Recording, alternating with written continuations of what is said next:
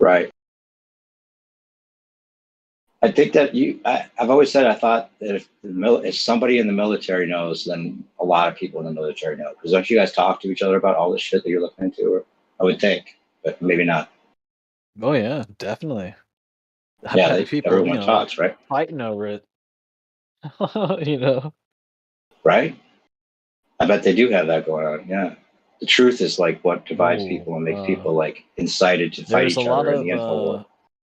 there's a lot of juice in the military too, and I don't know exactly what the goals are there. Well, there's a whole military branch dedicated to internet manipulation, right? Don't you Oh think? yeah, definitely. Yeah. Right. Yeah, so there's a whole troll army we're dealing with that are influencing people to, you know, even out the battles or whatever they're doing. I don't know. I don't know if they have a whole goal in mind. I don't think they want to get rid of the truth like a lot of people talk about. They just want to use the truth to sell us more lies.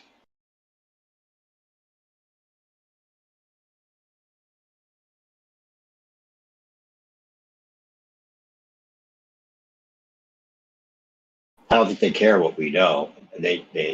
But I mean, there's certain things, of course, they don't want us to know probably, but I'm saying that I think they use information that's, arbitrary, things that we can't do anything about or do anything with that, give us just talking points to argue over.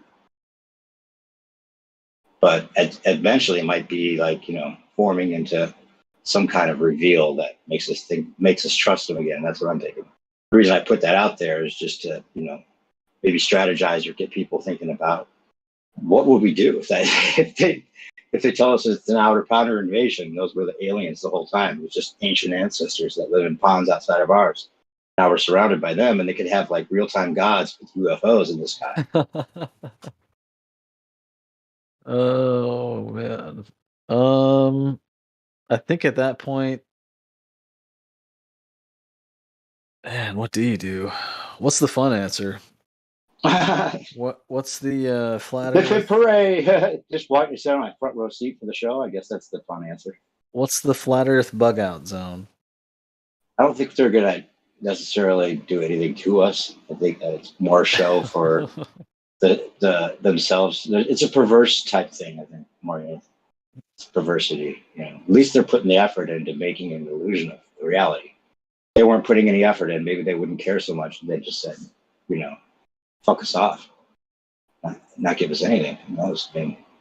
Could be worse. Maybe is all I'm saying. And people have a lot more power than they know they have. It's kind of set up for the individual more so than we think to prosper. Or that we have unlimited right to contract. So, not that it's not been fucked up for a lot of reasons. How much of weaponry do you think is fear mongering when it comes to like what they can do with like the electromagnetic stuff? I think they probably have that kind of weapons. like big weapons, like weapons directed energy weapons. I think they have directed weapons. energy weapons. You saw Paradise, California.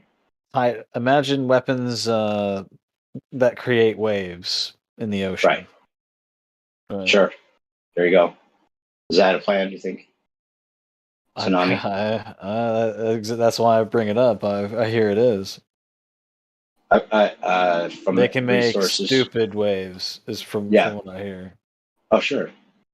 Yeah, I worry about that being. But it could just be threats, on the coast of California. Yeah, those things could be definitely threats. With the technology we know exists, they can make something that creates a gnarly wave where they want it to go. For what reason, though? I don't know. Cheap property on the coast. If you want to rebuild, kind of like Halliburton or something comes in and takes over the reconstruction. Possibly that would be one reason you could do. You could blame it on China or it's all controlled by the same people, right? We all know that. So they have make us think that China, Los sent an Angeles is on the EMP or something. coast. So like Yeah. how much flooding could you cause in Los Angeles? A lot. If that was your job. Have you heard this from like a military source that this might be planned? Possibly. No, Wait, silence is okay. Nothing secret. You don't have to answer. Nothing secret. Okay. This is a threat from the mainstream, from Putin. Right. Okay. Years ago. Putin even said this years ago. Yeah. He said he already had it. I want to look that up. But it just brings up the point that you could do it. The ocean is there. you know. Yep. That's been something I thought about.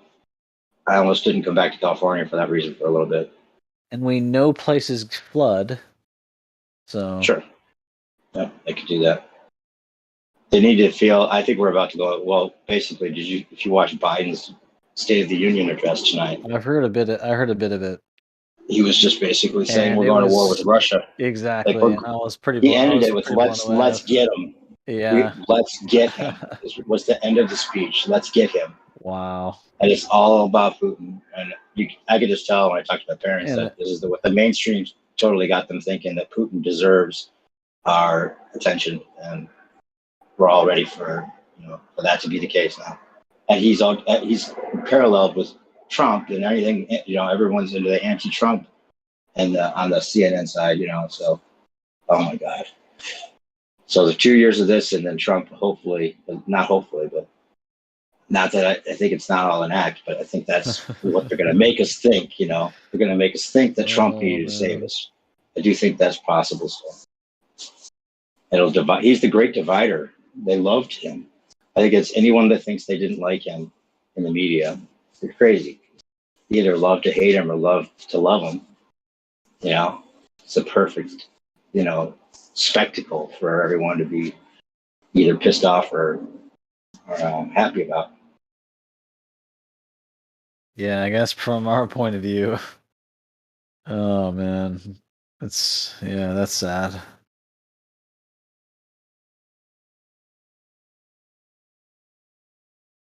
I think that when Obama said we don't have time for a meeting of the Flat Earth Society, Trump is the Flat Earth Society. Like that's what he's talking about. Basically, that whole mindset of being like anti-government, in any way.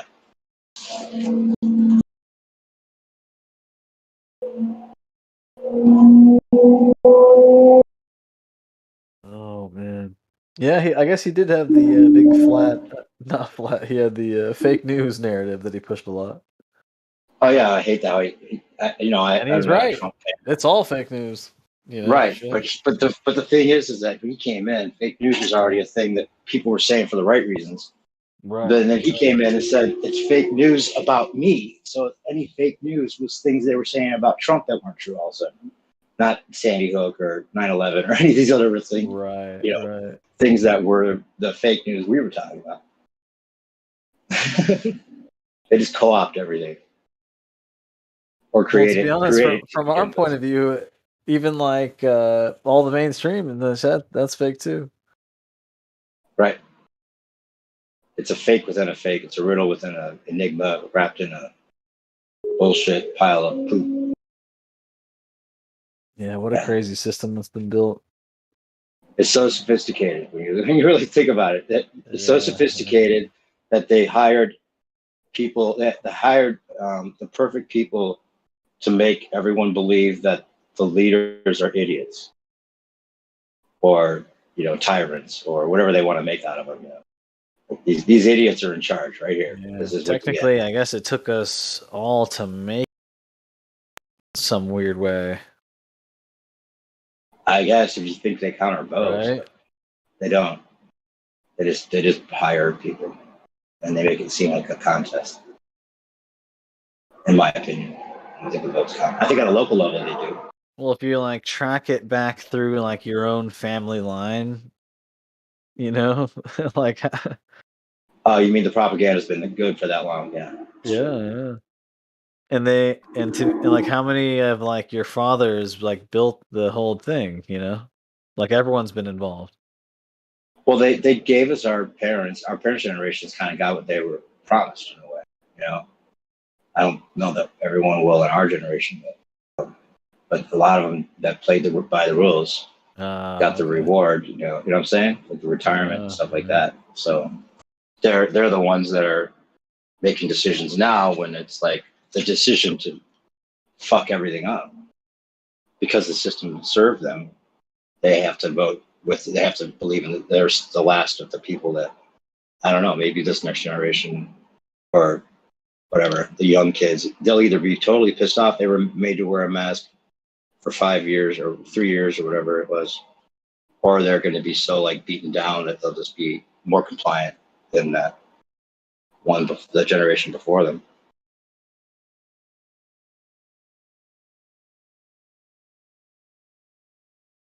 Man, I don't know. it's so sophisticated that each time they've gone through a bunch of different tests, you know?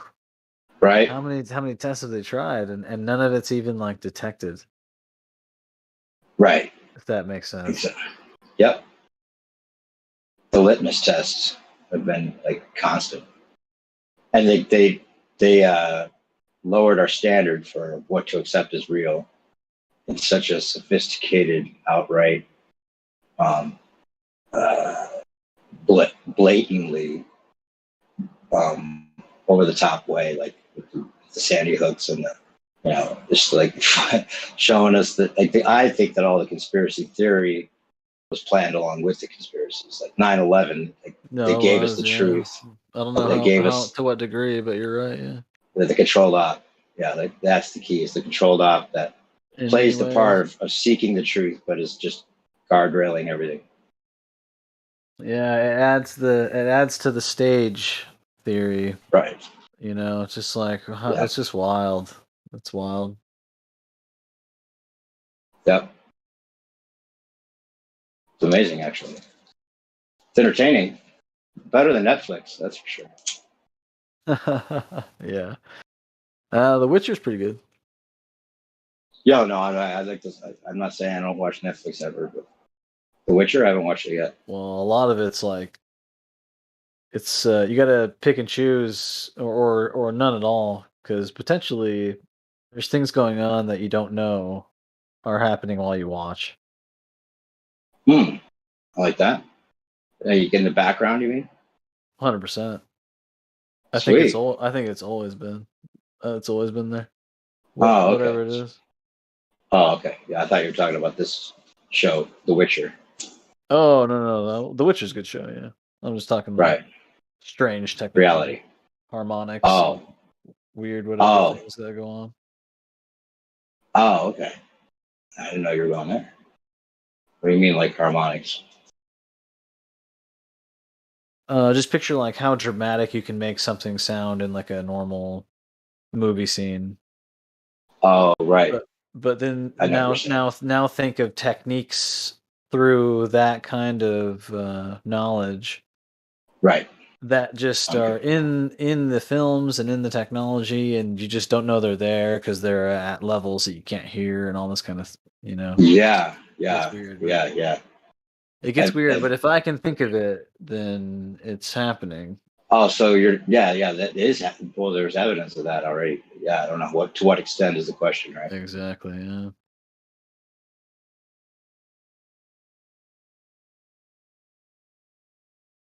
Yeah. Like the news is so nonsensical. I'm just at a loss to understand when I hear intelligent people repeat it and just like think it makes sense.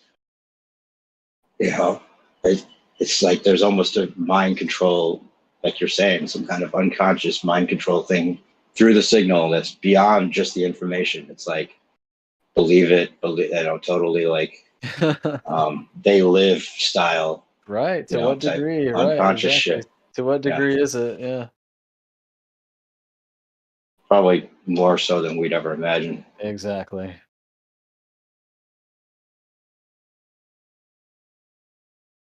But people don't. I mean, yeah, it's probably that deep. It probably is that deep, but it doesn't take much to control people still at the same time.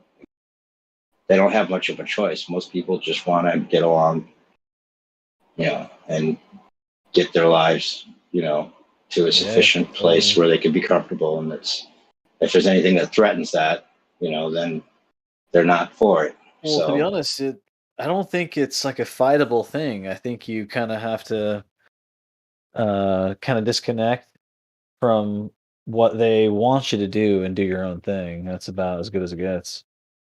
Right? Exactly. Yeah. And the fact that you can see through it with where most people can is to your advantage, probably in a lot of ways that you haven't even thought of it, that will help you along the way, even though you have to play the game, you know better how to navigate. Well, yeah, you certainly want to make a lot of money. Yeah, that would be the best thing to do. And you can control your life a lot easier without them controlling it for you.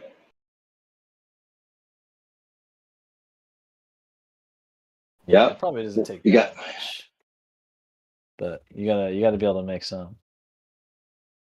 Well, yeah, get invest in the right things, I guess. For if you want to be independent of the system. But yeah, that homie earlier, he was saying he invested something crazy, totaling how much? The solar panel guy, 150,000 in 2011 in the Bitcoin. Oh, really? He was like, "Oh, I don't like to talk about it much." Is he rich as fuck now, or what? I know nothing about crypto at all. It's kind of sad. Oh, well, he would be if he. I could imagine it's probably if he put retarded. 150,000 in 2011, then he's rich. I'm sure it's insane. Is this a member of this panel that was saying that? Yeah, he was here earlier. Remember his name? Smurf. Oh, really? Yeah, Smurf. No way. He might have been lying. That guy's kind of trolly. He said he put 80K in. He wouldn't say how well he's doing. So I was like, oh, well, that's cool. You know what? Well, that's good because, basically the last 2 weeks I fucking starved. So is that why he's just like totally drunk and happy? I'm happy all the you're time? doing so well. I had he comes on here wasted and look, just like, oh man, potentially he's like. Listen, I had peanut butter and jelly sandwich with no bread. That's not possible, Sonny. I'm sorry. You use your hands or something. I had spaghetti noodles. I had spaghetti noodles with garlic salt. That works, actually. I'm grateful I have that. Yeah. But now all of a sudden I got paid, then I'm living luxury again, and I'm cooking gourmet meals for my neighbor and flat smacking her online. Do you have a job you get paid from? What? You getting paid from a job? No, I'm retired. Oh, retirement. Okay, yeah. I'm retired and I'm broke. But that's okay because next year I get another retirement from a previous job I did that I couldn't collect until I was this age, coming up here this next year in October. Sweet. So boom, October, what? Like another. October what? Mine's the 21st. Not my birthday, just the time that my retirement came of age for this one retirement from. That was your age. A particular medical group. Hey, Sonny. Yeah. Dude, if you ever don't be too proud to ask for help, man. If you ever really struggle. You know what? Aren't you still able to get the EBT? Don't you get EBT? Yeah, they cut it off. They cut it off. They cut my EBT off.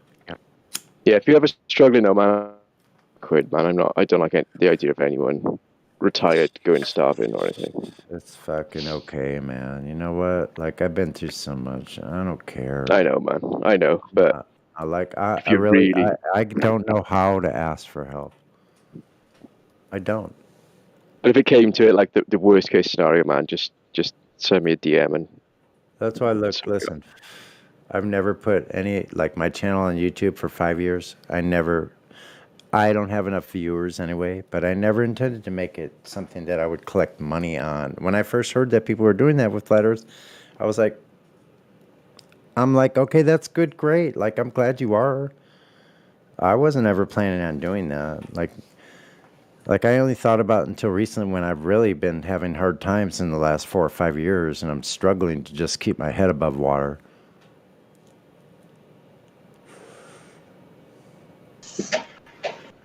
So there's a If lot. you help me sell my jade, I can share the profit with you. Solve your what? Sell my jade.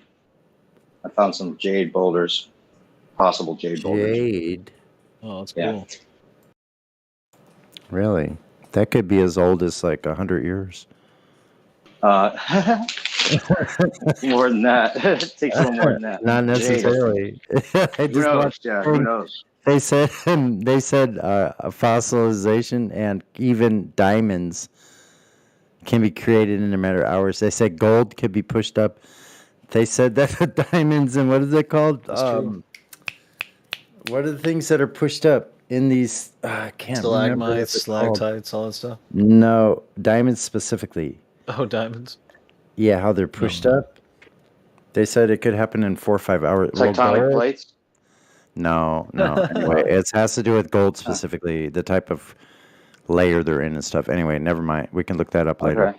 Well, it has to do with gold and They diamonds. said Yeah, gold. who knows They how old said it is? gold in gold mines. They said there was 400 to 500 pounds per week or something that was coming into the mine while they were mining it. 405 pounds. Wait, who's saying this? Is this a mainstream thing? Miners, no. I go through I sift through hours and hours of information. So you're saying that to add to the lies, these minerals are formed in a lot. So another one to add to the list of lies is that they're lying about how long it takes for gold and minerals to form. Absolutely. Well, All think right. about it. What's the ground? They can make industrial diamonds in a matter. They used to take weeks and days. Now it can only take hours. What is the ground? Is it giant trees? Is that where we're getting these stones from? Are they No. There were trees No. originally, right? I don't know. Who knows? Where do Silicon trees, rocks come from? No, we don't know. Silicon trees. You watch Iwar Anand, you guys? I'm not talking about trees. I didn't say anything about trees. Maybe. Trees could be rocks. Yeah, They were why silicon not? trees. I don't think trees are rocks. No. Maybe. Have you watched Iwar Anand yet? Yeah. Well, we do know that trees can be Silicone. Oh yeah, I could maybe believe that. fossilized or whatever, right? Look, Whatever I'm not- process that is, that can be, and that's fast. It's faster. I'm not discounting that some of those large structures that Well, where we do rocks come see from if they're could not possibly be trees. I'm not discounting that because I've looked at that myself and I can't dispute it myself. So I'm with you on that. Well, Like, also these could lava. be- They say most of it lava, like magma. These could be that tree solidifies. stumps. Yeah, These could be tree stumps. There is magma. That's a good point. Whatever's going on there. That would be a fast process as well if it was just cooling and then hardening and like a high pressure area. Look, because you're interested, I'll find him a history. Hold on one second. I'm really I'm interested because I want to know where all my rocks came from. No, I don't, Yeah. it's not going to tell you that. I don't have that kind of information. No. Well, I I'm would looking into never- that. I'm But it's interesting that even on this level, like they've been able to like make a science out of things, but then have most of the information about within that science be fabricated. That's the most impressive part of the sophistication we're talking about, guys. Well, and many parts of it are religion without you knowing it also. Yeah. That like the whole baller stuff, all of it. It's like we're talking about with how ridiculous the claims developed into with the spinning and the orbiting and all that. Like it's almost like making it unbelievable makes it more believable, and at the same time, it creates the necessity for science then to be thought of as a faith, to be treated as a faith rather than a science, because then they know that they gave you the idea. your concept of reality. If it was just a common sense concept of reality that we all just would intuitively come to, then they don't know if they control your mind. So they have to make it unbelievable and then make you believe it, so that then they know they have you in control. Yeah, I wish I Like had a good it's answer. stupid on man. purpose. I get cloudy with history. I enter my own like cognitus with history Me too. in this topic. Like you don't want to like rethink it as like a total lie. You Nah, kind of I almost just have to don't. rely on some context to have your reality not just be completely shattered even more. No, Just to in even my talk case, about it, you know, like I don't even know what's real. Right? Yeah, you can't when I'm really. looking at it, We reference things that are mainstream, even though that they may be just more of the fabrication or subterfuge that's here, behind it. you know what my problem with the history is? It's not that I'm looking at it, it's I'm constantly looking at it. I'm constantly questioning it. Like, I don't know what's real with that. Yeah, who knows?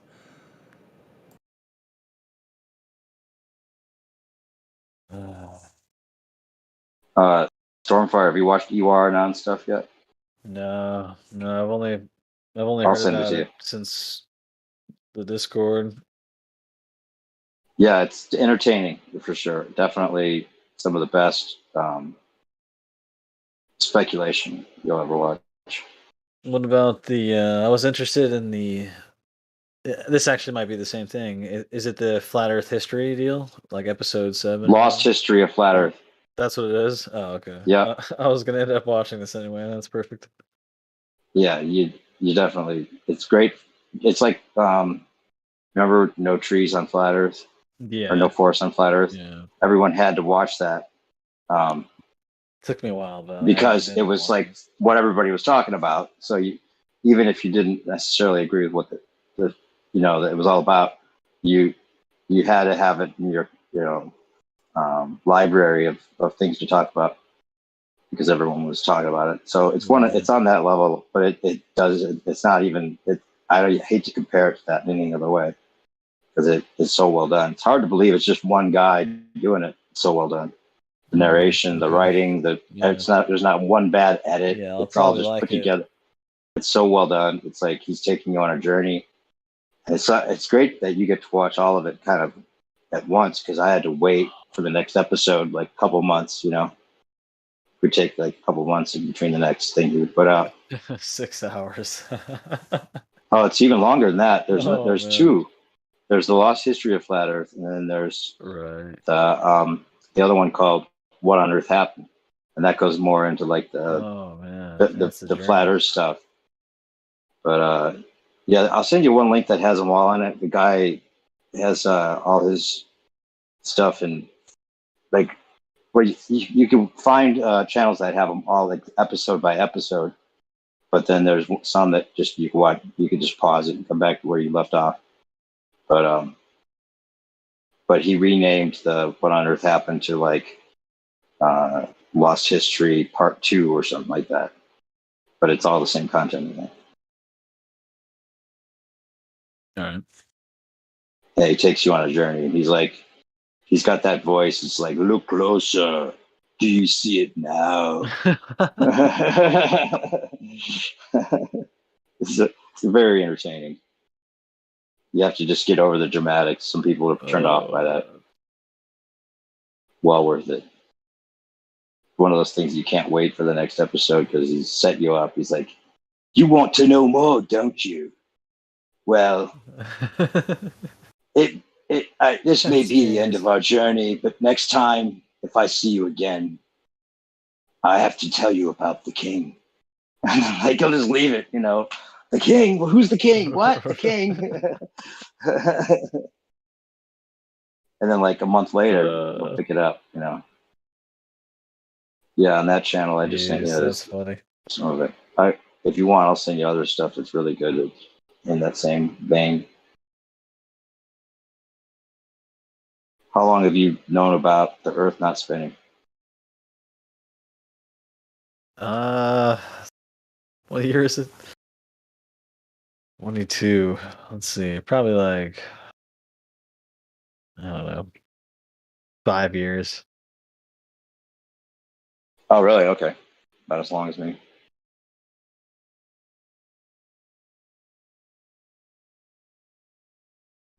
Me too. What happened 5 years ago then for a lot of us to kind of find this then? We're the test group. They like gave us, they pushed us, all the information, put it in our algorithm, and totally disseminated the information, and then pulled back on it, took it away, and made us the warriors. So like, you got to be right because it's found in bits and pieces, and as soon as they line up, you're like, oh damn, there it is, easy. Yep. And then they took it all away, and that's why I asked, because I was going to send you the list of videos that I sometimes send people. Just a list of links that you can't find unless you know exactly what you're looking for. If you guys haven't looked at the dead internet series, yeah, I watched that. I heard you recommend it. It is weird. Watch all three start from number one. I just happened to find that just now. Hold on, I'm looking for the other one still. Oh, I thought I've only watched one of them.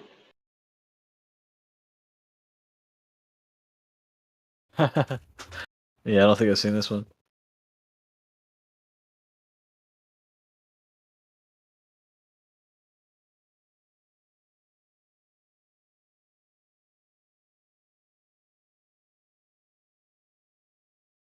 This is World War III coming up, guys. I think we're in for World War III. Oh yeah, we're close. I think we're already in it. Yeah. What does that mean? That's kind of scary. That thing that you just mentioned about Putin being able to cause a tsunami and talking about it years ago. Yeah, that's crazy. Oh yeah, I can believe that. I've sort of thought that for a couple of years already too. I didn't even describe like the level that he claimed. Wow, do you have a link for that? I think it's 3,000. But listen, here's what I think it is.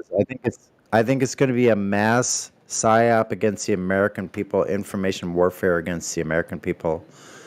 Oh yeah, decimating all industry here on the North American continent. They're going to decimate it. They're going to try to destroy it completely, so there's nothing left. Demolished. So at the same time, they're going. Let's see. At the same time, they're moving chess pieces around with this psyop and mind control, making people believe that there's actually some physical war going on somewhere, which may or may not be true. Because I'm not there, neither are you, neither is anyone I know so far. Until they get sent to the front lines of this war, so-called war, then we won't know. Oh, jeez.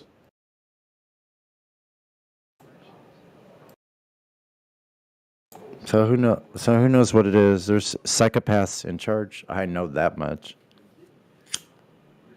I can't find anything. Didn't they tell us that there couldn't be any more wars now because everyone's got nuclear weapons and pointed at each other? So if one person starts, then the whole world's going to blow up. I'm not afraid of that shit anymore. No, but he said it's like a deterrent to any more world wars. I don't even think that's true. They could fake it if they wanted to. Yeah. Yeah, they could say that they could say that it was a nuke that caused the wave, and that we deflected it. We deflected it just in time. It would have destroyed the whole country, but we deflected it. At least it just destroyed part of California. Yeah, exactly. You nailed it. The big bombs that we have, those I'm having trouble finding it. This is a very popular guy in the Christian community as far as truthers go. It's a few years ago, but listen, he's talking about the age of Earth being young, and what he's showing that artifacts such as hammers with wooden handles are being found in igneous rock. Igneous is from volcanoes, right? Send me that link.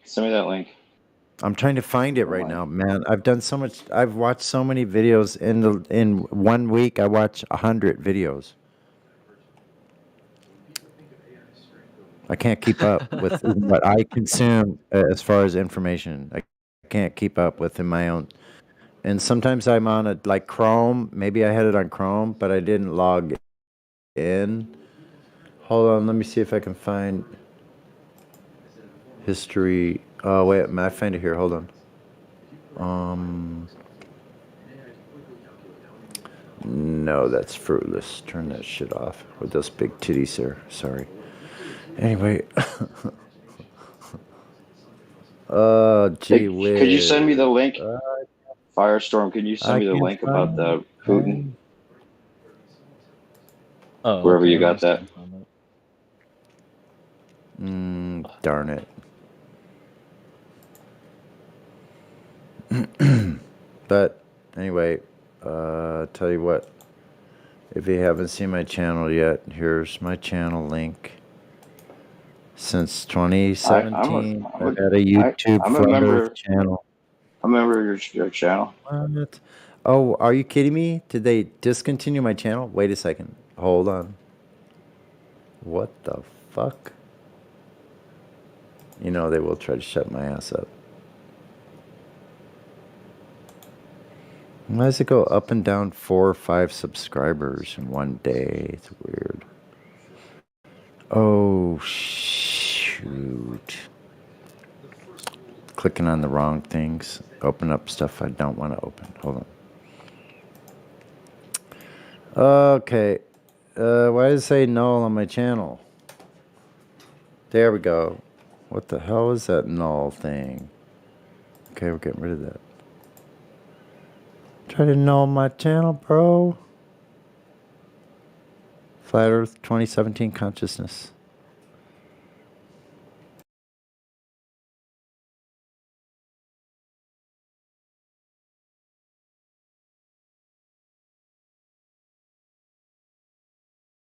Someone was saying they didn't like strike you for that image I have on my channel. No, I just got a stock photo of the salt flats in Bolivia. I got several, and I just put them as wallpaper on my channel. Nobody said anything.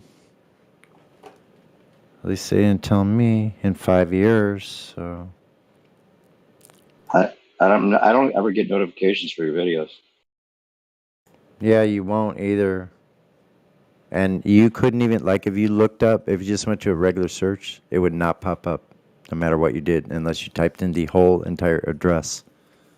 Like you see it there in the live stream voice text.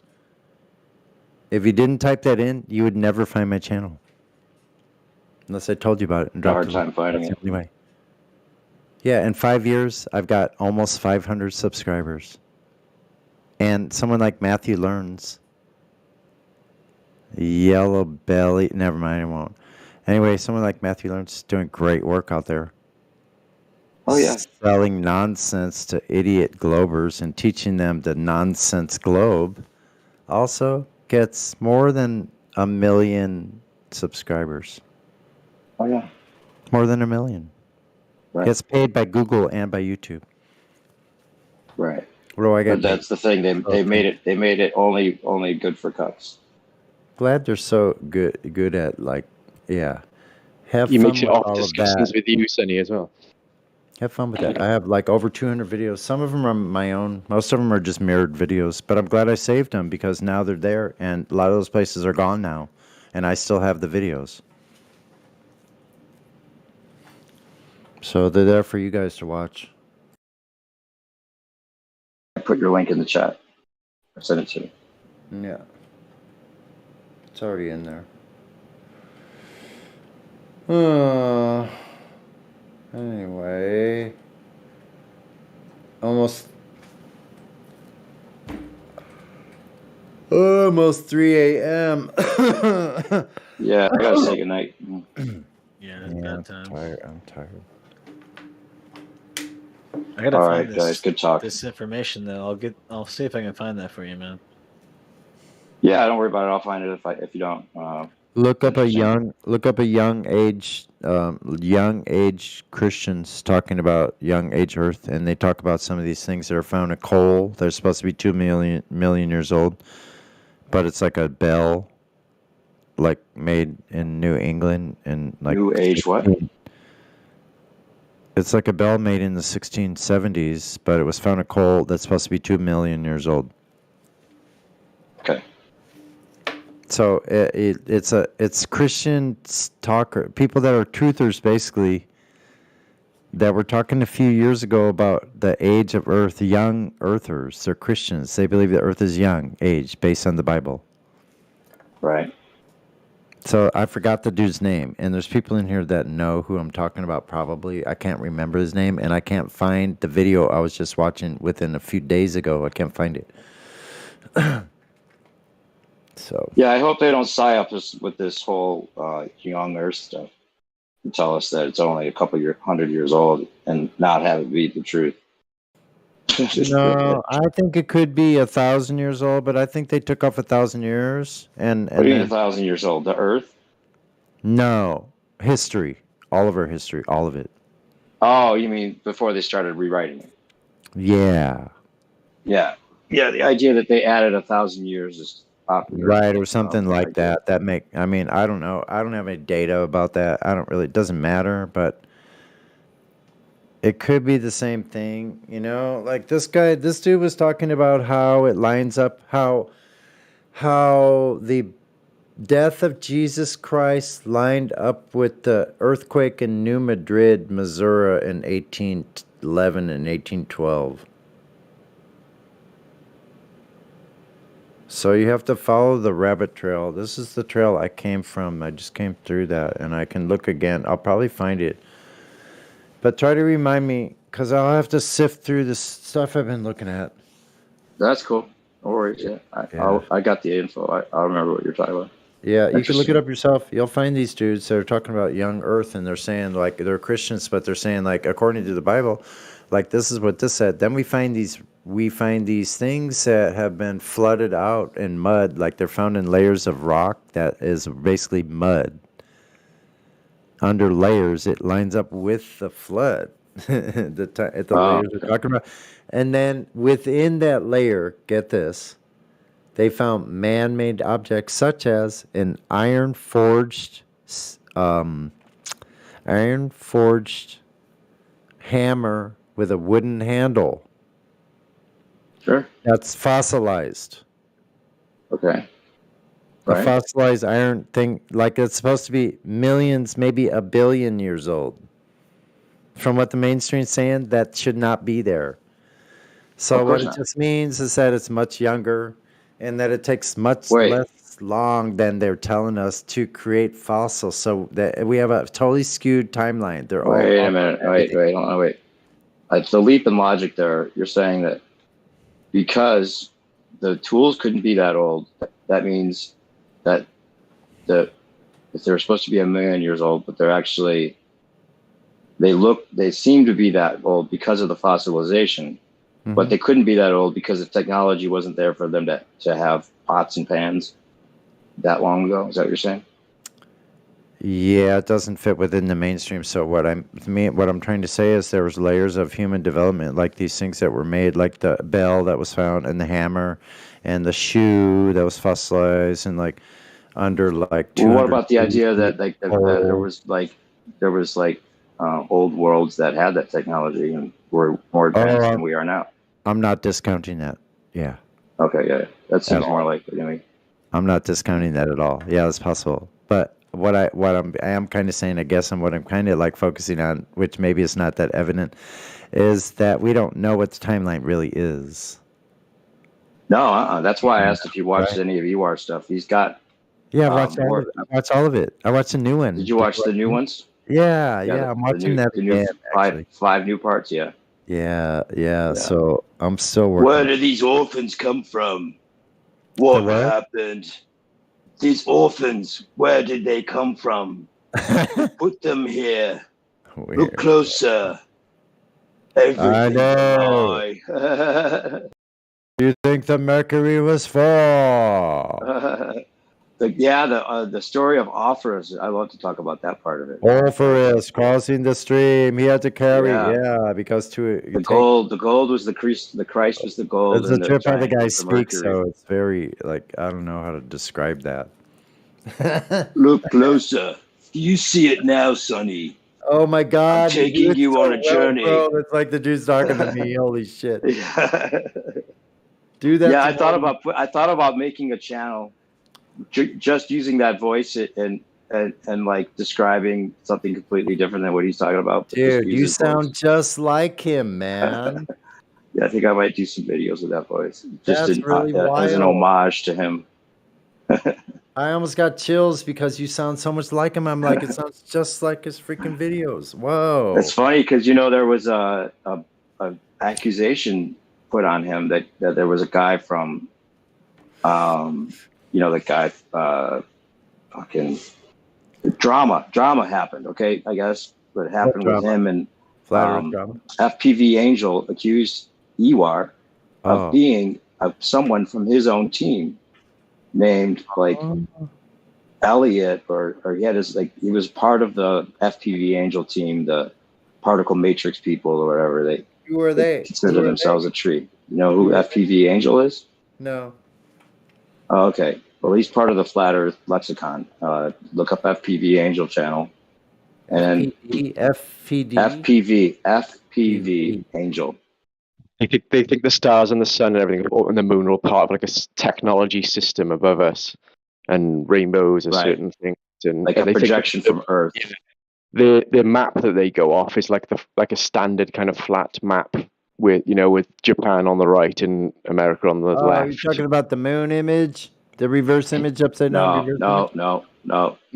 Okay. So they think the sun goes across the sky from east to west and then like turns off and then goes back in like a frequency they align with the Enoch's portal theory. I was just gonna say it's not too far from Enoch where they have portals. There's portals supposed to be. That's what was said or written or whatever. Like I heard he got a lot of his information from like a Russian journal or something that he had, like some Russian researcher. It's not that far fetched. Listen, if there's places down in the South Seas that there's an opening in there that could open up to a whole other quadrant of the quadrupole that we believe we live on now. Or not believe, I shouldn't say believe, that we possibly could live on because of the nature of a dipole and quadrupoles. Yeah, I think there's a dipole. I think there's two adjacent star trails in the sky with like a lesser and a greater and a positive negative type thing. It could be a quadrupole. That's a good idea too. That looks like there's 4 magnetic field. Do you know about who's doing the research? George Ghostbuster, Bob Nodell's wife. Okay. Done all the stuff on electromagnetism. Cami. Yeah, and so I haven't looked in, but apparently she's got her own channel, I think, and has done her own research about all of that stuff. She's actually she's on it. She's on it more than Bob is in a lot of ways. Honestly, what she was going into is over my head. I'm not the smartest. I'm not the sharpest tool in the shed. I don't plan on being anytime soon either. I just have my own skill set, like we all do. Whatever. It doesn't matter. But that's astonishing. Yeah, that's it. Well, anyway, so as far as I think the FPV Angel, if you haven't checked it out, it's like the whole thing kind of like a grid with like the portals and there's a whole thing that it's really really well thought out and I don't know, like very it's too well thought out almost in a way, like high end production value with animations and 3D animations. Right. Yeah. They got some good theories on the pyramids and stuff though. They got a couple of cool videos on that kind of thing. Yeah. And the Nazca lines, there's a kind of the center of it to begin with actually those lines being designated as ways of knowing where the underground entrances are to like the boiler room of the Earth, basically. Like there's like the whole idea that there's like basically an engine room below us that they're all working in and projecting the sky and all that kind of stuff. I want to see more proof of that, and I think a lot of their images they show they stretch. They don't seem to outline it in a way that makes me think that there's proof of it so much as like could be hoped for it to be what they want to make it seem. But who knows? Maybe they're on it. Yeah, Maybe they're on it more than I know. A thing on there about cruise ships that they say they've mapped all the parts of cruise ships in the Pacific, and they never cross the center line of the Pacific Ocean because it's obviously That's interesting. Yeah, one side and one side of the world and the other side of the world. But they seem to think there's what's their reasoning for that? Oh, Don't portals. know. Yeah, like the map that they have, isn't it? Is very like America on that half of the Pacific that's next to America is on the left, and then the other half of the Pacific that's like Japan side is, they don't touch, like they're two separate seas. Or it's like a Pac-Man moon type thing, then, huh? Or Pac-Man on the moon. You go one way and you come the other. Yeah, like that portal. Yeah. Right. Well, who knows? My friend E1, who doesn't come around much anymore, he's kind of off grid and doesn't even have his channel up, but he did a great job with mapping out what he thinks the land masses might be doing as well as the stars. And he thought that there was a kind of a disinformation campaign within Flat Earth to avoid acknowledging the southern stars, and some of the answers he came up with that make it seem like more of a flat Earth proof than something that proves the globe. So there's a celestial equator, and he was talking about if you could get far enough past Tonga on one side, or go out past Easter Island on the other, you could possibly see that these stars separate from each other and go on their 360-degree turn until they meet up again, and the Milky Way even gets split in two and gets reformed on the other side perfectly when it comes back through the celestial equator, which is an interesting idea. And he seemed to think there's good reason to think this is happening. But the only three stars that didn't go off in one direction or another was Orion's belt. And when I sent him the video that showed that Orion's belt lines up with not only possibly the Giza Plateau area, but also in other monuments all across the whole plain, which I can't find the videos of anymore. For some reason, they've taken those away, which makes me suspicious that that's probably the case. But if you knew exactly where Orion's belt lines up, and if it still lines up with all those monuments today, you'd know where to put the land masses. And it's just that there was a Pac-Man idea for the Orion's belt in his mind.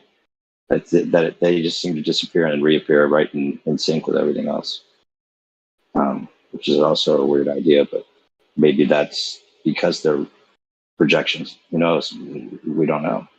It's interesting to speculate about all that, though. I did see adjacent star trails. Go ahead. Yeah, I did see one thing on there where they considered that the sun, once it extinguishes or whatever, once it reaches its path for the day over to the west, and then it tracks back, like turned off back to the east. They said sometimes they think it's the International Space Station. The path of that is the sun returning back to start again the next day. But that seems a bit crazy to me. Yeah, but if it's not what they're telling us, it could be a lot. It could be anything. It's not so crazy once you realize that they're just making up something that reverse engineered the whole idea and made it seem like it could be this way. So, yeah, you have to consider it all. But I'm suspicious of anyone that's got such a slick presentation, like he's so sure of it. That's what turns me off about that channel. But I like a lot of the ideas at the same time. It's interesting. Yeah. Anyway, it's a bit similar to a Flat Earth Dave, with the Earth, Sun, Moon clock app. Yeah. How fixed to the map he is. Dave Weiss. Yeah. It's like you don't know, but you're basing it all on that. It's just another religion kind of thing. Right. At least he's not a total domer. I mean, he does talk about the dome possibly, but Hello. How are you? Who's this? This is Claw. Hey, Claw. Did I interrupt the whole thing just now or what? Kind of, but that's okay. What's up? Oh, well, nothing. I'm like, you guys go ahead. No, that's all right. Hello. Who are you? I miss Reconor. Ah, okay. Oh, Claw. Yes. Claw, what's up? I remember you. Yeah. I go way back. Yeah, you like build drums, right? I build drums? Yeah. No, I had a plan for that at one point. It didn't really plan out, but it didn't really drum out. But no, it's still on the back burner. Oh Whatever. I do a lot of weird shit right now. My musical career is getting bigger. yeah, what do you play?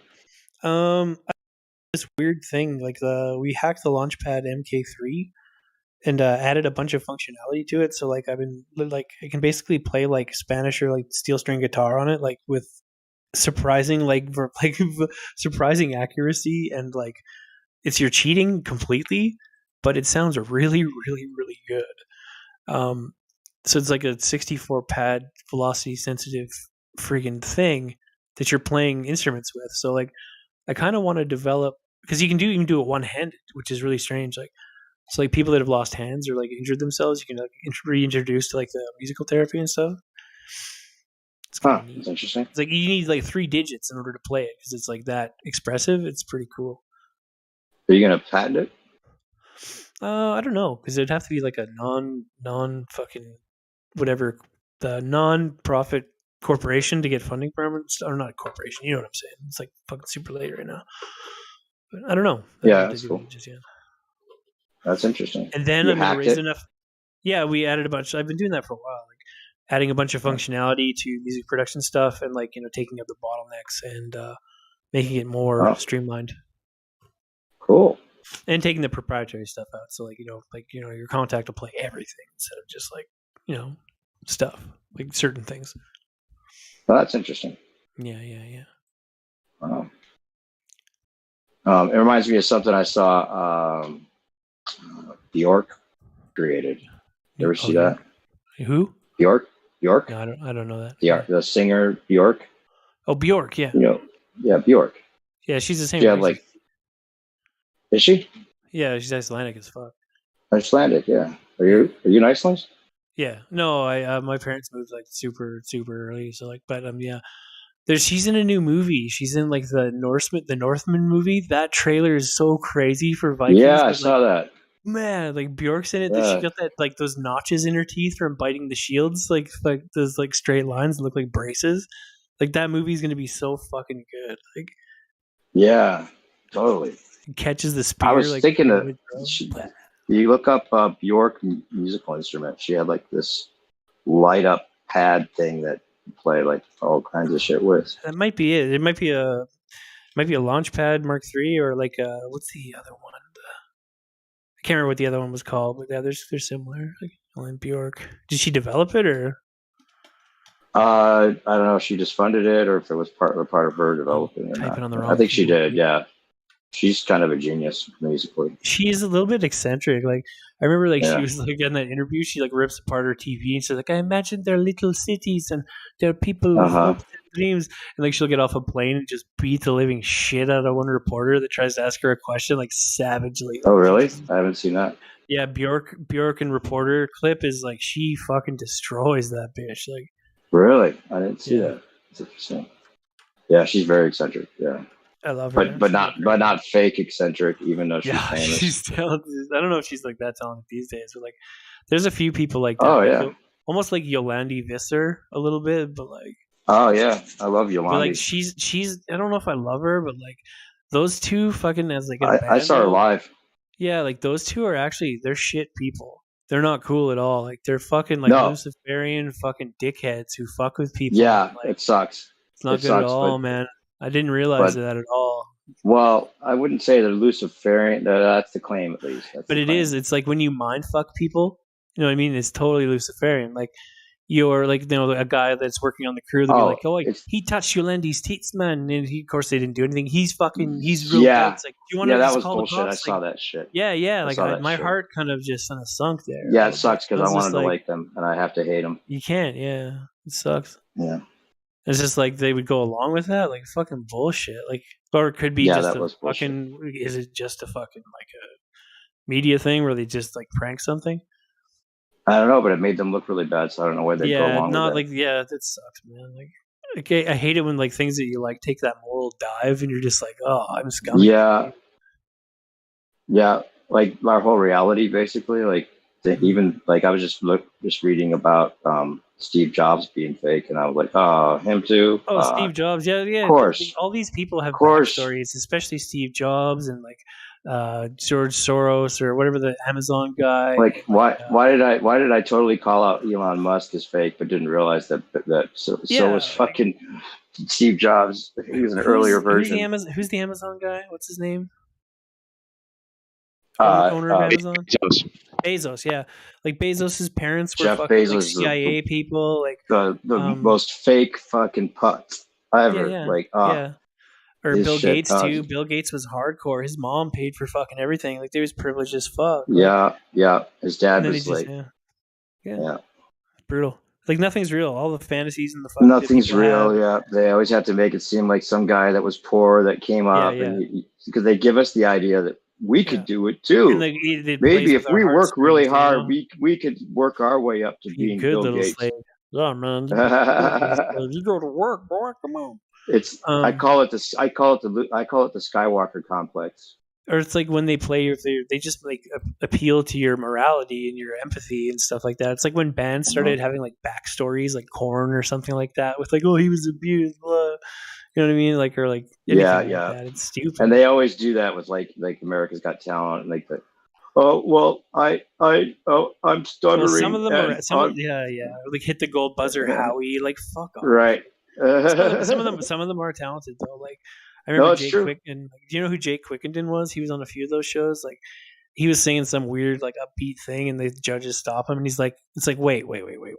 Like, put your guitar. Try again. Come back." Like, and he's like, looks at the list, and Simon's like, "You got Say Something by fucking Christina Aguilera on your thing." He's like, sing this to me like it was your first single. And the one chick's like, "Have you ever had anything bad happen in your life?" And he's like, I just lost my dad and my brother to bone cancer. Let's see, 3 weeks before the last show. And he's just like, holy fuck. And she had the audacity to go, "Can you use that?"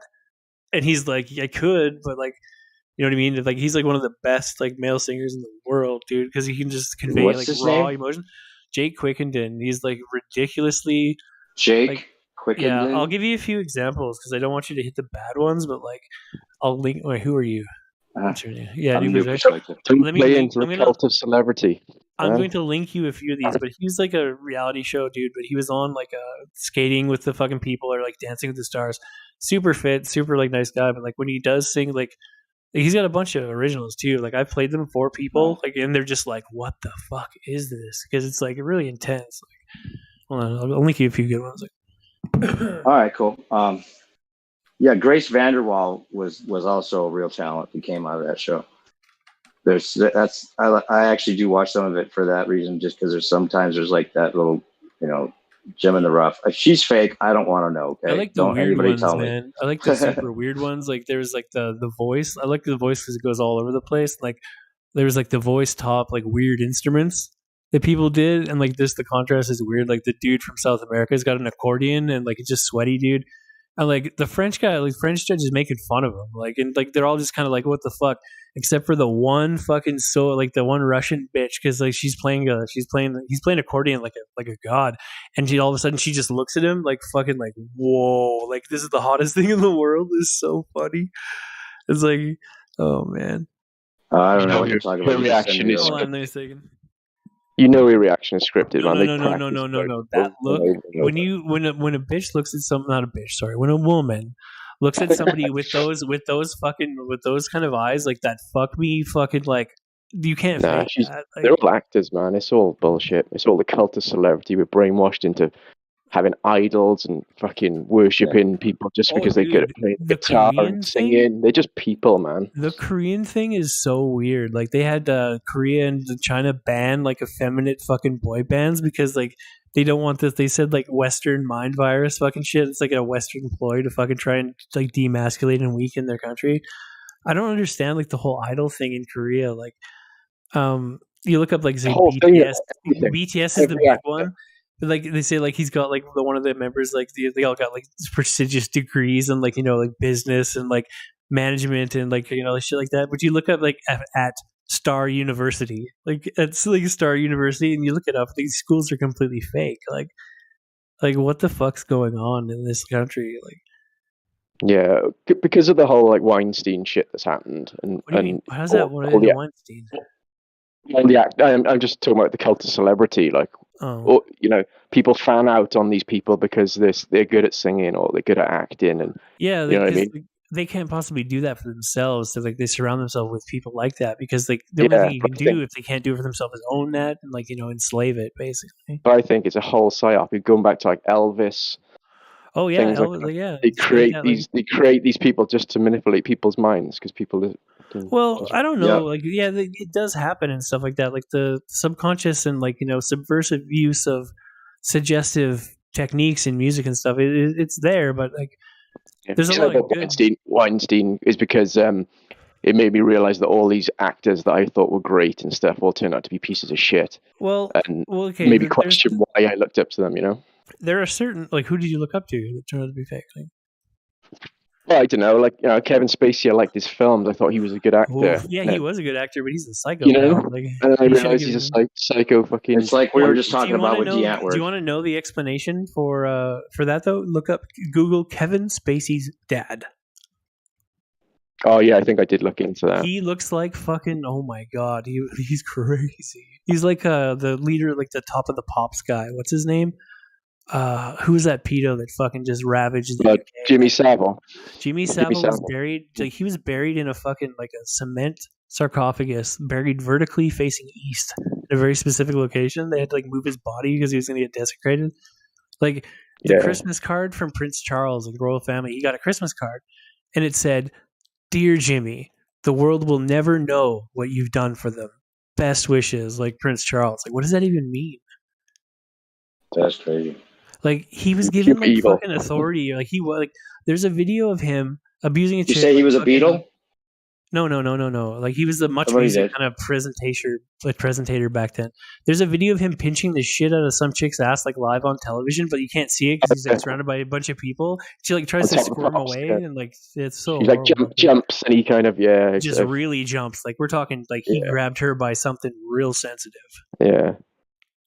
There's a channel you guys got to check out called Narayan Decking. It's like there's no sound to any of the videos, like a bunch of photo presentations of Jimmy Savile and a lot of these characters. I don't like it, man. We're talking about that played different parts in different roles, and there's a whole Beatles connection and all kinds of stuff that is pretty well done. Like pretty much anybody that we know of as like a mass murderer, like some famous person played the part basically. Or like it's like all a they have, show. like, certain suggestive shit, like suggestive fucking things that just trigger people, like old MK Ultra stuff. Like I'm really sure that MK Ultra, like they shelved the project, but they kept what they wanted from certain things and improved it because like internet culture at the very end of the spectrum, the most extreme, like breeds these people like Christchurch shooters and like the people that like believe in what they're doing, the people that have like thought out like manifestos and stuff that really believe it. Like internet culture churns these people out like that just kidding bro, like no limit to like NPCs just like saying the most offensive shit, like taking that thing out of the people's souls, like makes these fucking killers automatically. It's just like an assembly line, just slowly, but not every day. But well, I think a lot of these mass murdering things sometimes, or not a lot, maybe not, but a lot of them aren't true. Like sometimes they claim there's things behind it, especially like Gacy or like not Gacy, but like who was the guy that shot Lennon? David Chapman. He's like there was more people in on this. You know what I mean? Like nobody listens. He's not allowed to speak at his trial and shit. Like I don't think John Lennon was shot.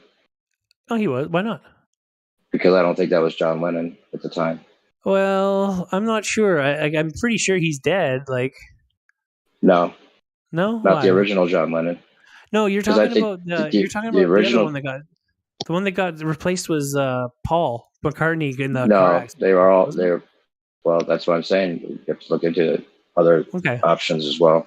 That channel does deal with some of that, but actually, I think John Lennon and the original Paul are both alive. Okay, they're both living in Liverpool, look up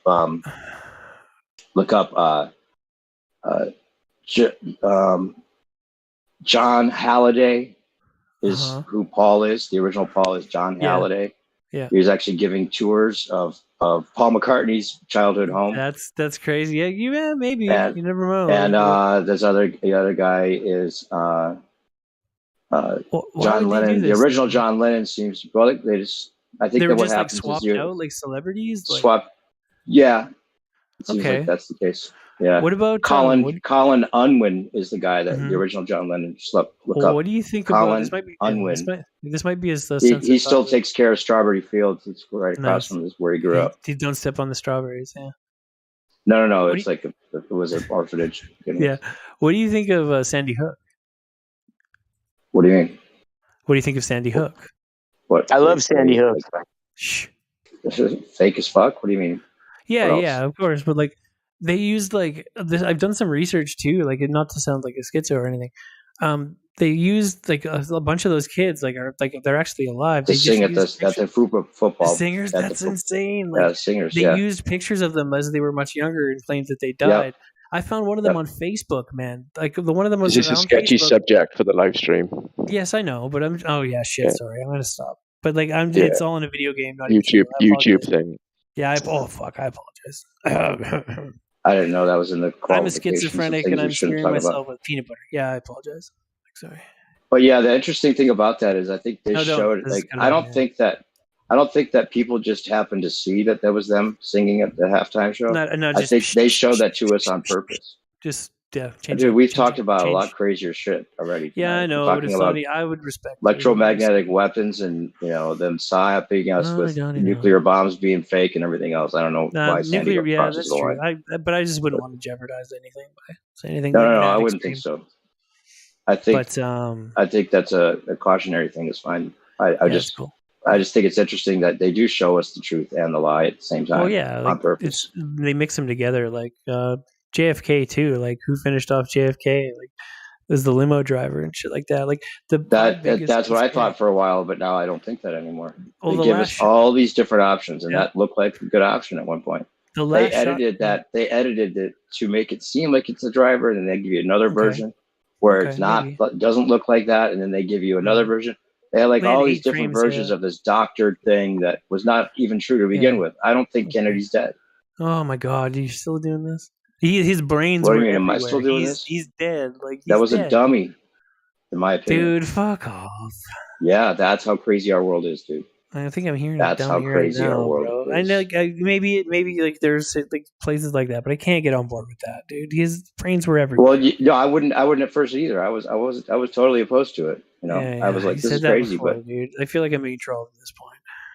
How do you even know it was in the car in the first place? There was two shots. We weren't showing the Zapruder film until 10 years after. The JFK movie that made me feel like somebody was actually telling us the truth in the mainstream. Well, you got shown the was film. Also a psyop to make us believe something, but then believe. Relax. Like, you're overthinking this like a little bit. Like, relax. Well, maybe you're just assuming that I'm overthinking it. You don't even have any idea what I'm talking about. Come on now. I do know what you're talking about, but I don't need. No, your cog disc is like your cog disc killed in. Your cog disc kicked in, and now you're trying to kick me with it. And nobody's doing anything, sir. You're just trying to create a fight. Like, just for having a conversation. I'm not creating a fight. You think it's a fight because you're fighting the idea. But if you want, I'll send you something that'll show you some other option. No, I'm good. I'm good. It's okay. I'm just trying to. Oh, so you don't want to know. Relax. You don't want to know. Yeah, I'm not all about that. I'm a meat popsicle. That's right. You're the guy that came in. Didn't want to know if the Earth is flat. Just wanted to look into other conspiracies, right? No, I'm just multifaceted. Yeah, but you don't want to know if the Earth is flat or not, right? Oh no, we've done this before. That's right. That's a little risky for the live stream. Flat Earth. We can't talk about that. Yeah, no, apparently not. Though. You guys ever seen that movie Pinocchio? Yeah, his nose is growing. Yeah. Okay, so what file did the detective pull? It went missing. I don't know, something about wooden boys. I'm not sure. What? The Geppetto file. Oh, nice. Peter file. Yeah, that's funny. Yeah. Nothing like a good joke on that subject. That's real funny. Is this Latter-day Saints, bro? Is this Latter-day Saints? Do I recognize your What do voice? you guys? In the Okay, here's flag. another good one. Here's a good one. Like, Flat what about nasty. June? What about June 6th? Flat and nasty, brah. What's up? June Hey, 6th. I could tell you a bunch of stuff about June 6th. Yeah, I like Here's I me like too, your me tracks, too, man. bro. I've been digging let your me hit music, you by the guys way. with this. Yeah, Here's June 6th for you. Okay, so George Floyd's funeral was on June 6th, right? No, Well, it a little bit. wasn't. Yeah, it was. So it was June 6th, 2020. Believe me, this is what I I'm study done. what you guys are talking about all day long. But I'm not going to get That's into it. the I'm just problem. saying this is Floyd's funeral was on 6/6, right? Guess who paid for it? Floyd Mayweather paid for George Floyd's funeral. He paid $88,500, and then after the couple months after, he announced on live television that he was going to be fighting with one of those blonde brothers, Paul Logan or whatever his name is, on June 6, I 2021. watched your video about this, dude. Oh yeah, Awesome. yeah. Keep See, going. Keep going. yeah. So, the whole thing is that I don't know if you guys saw the part in the video. I kind of messed up the video when I edited it, but anyways, when he's talking in front of the crowd about fighting that dude, Paul, with Jake Paul or whatever, he's right. Jake Paul's or Logan Paul, he's right there next to him, and then Logan Paul says, "What about that time when you got knocked down by that, some no-name fighter, right? Because Floyd Mayweather's like 50, but he didn't get technically knocked down, but if you look at the video and play it on slow, the dude didn't even hit him, but Floyd Mayweather took a left knee, and at the time he had white boxing gloves on. So the whole thing's about taking the left knee. It comes from the martyrdom of Hiram Abiff. It's a really old tradition that the Masons they do, where they'll have one of their fallen brothers or whatever, and then they'll all take a left knee around him. Notice they're always taking a left knee. Eminem took a left knee at the Super Bowl. So Yeah. They do that he- ritualistic shit for sure. What up? Yeah. All Yeah, the me celebrities timing on things are is weird. actors. It is that sophisticated. They do those kind of weird Oh, yeah. things that we'd never notice. And it's all about some kind of symbolic thing that they needed to have happen for their own entertainment for whatever reason. It is crazy, man. It is that deep. You're right. You can trace most of the, if you take, just get names of people, victims, whatever, throughout the year, get their names, right? And then reference them to characters in Shakespeare, and you're going to get so many hits, you're going to be like, oh my God. Right? Yeah. It's a trip, bro. Yeah. Yeah. And the whole thing with Chauvin, like the male chauvinist. Well, that's a character in Shakespeare's play. Yeah, that too. Yeah. That was good. That was a good time. Yeah, actually, if you look in there, if you look up that character, they say he's a fictitious character like Machiavelli. Right? There you go. Yeah. All the world's a stage. And that was weird with who's the basketball player? That was his twin. Steven Jackson. Yeah, Steven Jackson. So, and he's taking, and now he has, right? So this is the weird thing. Okay, so isn't he raising the kids for Floyd now?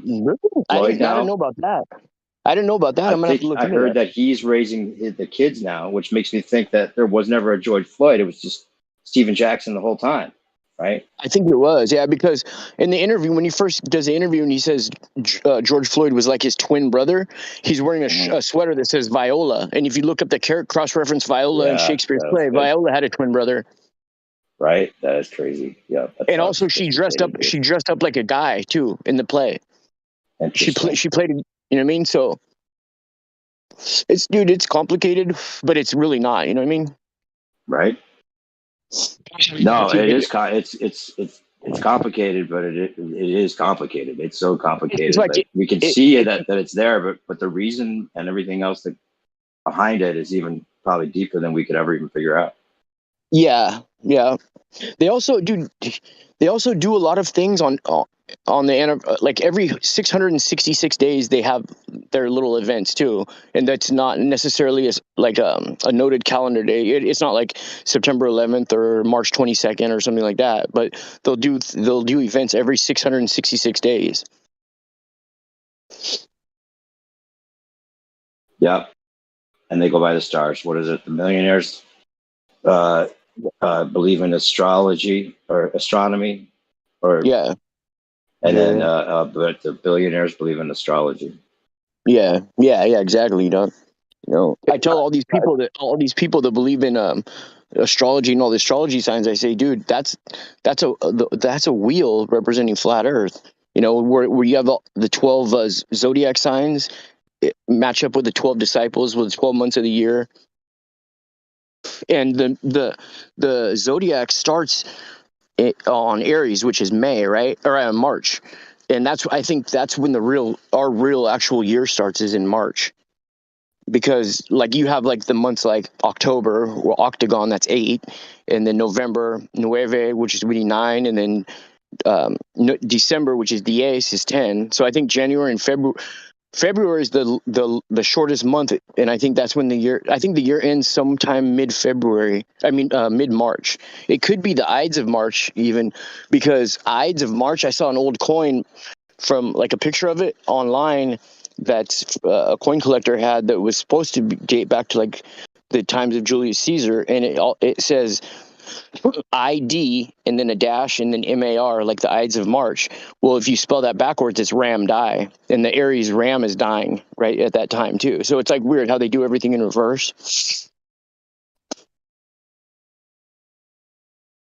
I'm kind of, it's a toss up between March 15th and March 22nd that I think is the new year. And the reason I think March 22nd, 322, which is a skull and bones number, is because whenever you count down to the end of the year, you 9, 8, 7, 6, 5, 4, and then you have 3, 2, 1, which is March 21st. It could be March 22nd to the beginning of the year.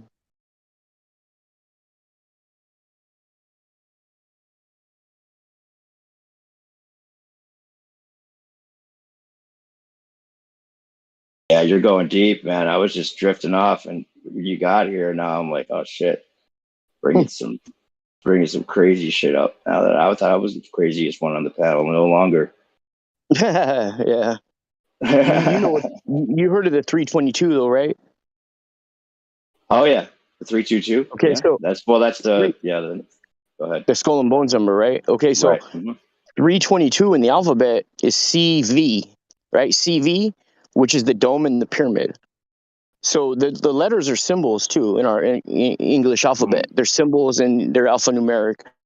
So I think that because in all their signs and symbols, they always have the dome and the pyramid. I mean, if you look at the White House, every other window has a dome above it, and every other window has a pyramid above it. CV 322. Wow. And then that's also there's other things too to tie the 322 in for sure. Oh yeah, for sure there is. Yeah. Wow. What's crazy is a lot of it has to do with the Indians, bro. And like, you know how they say they have Geronimo's skull? Yeah, that was the whole thing, right? Yeah.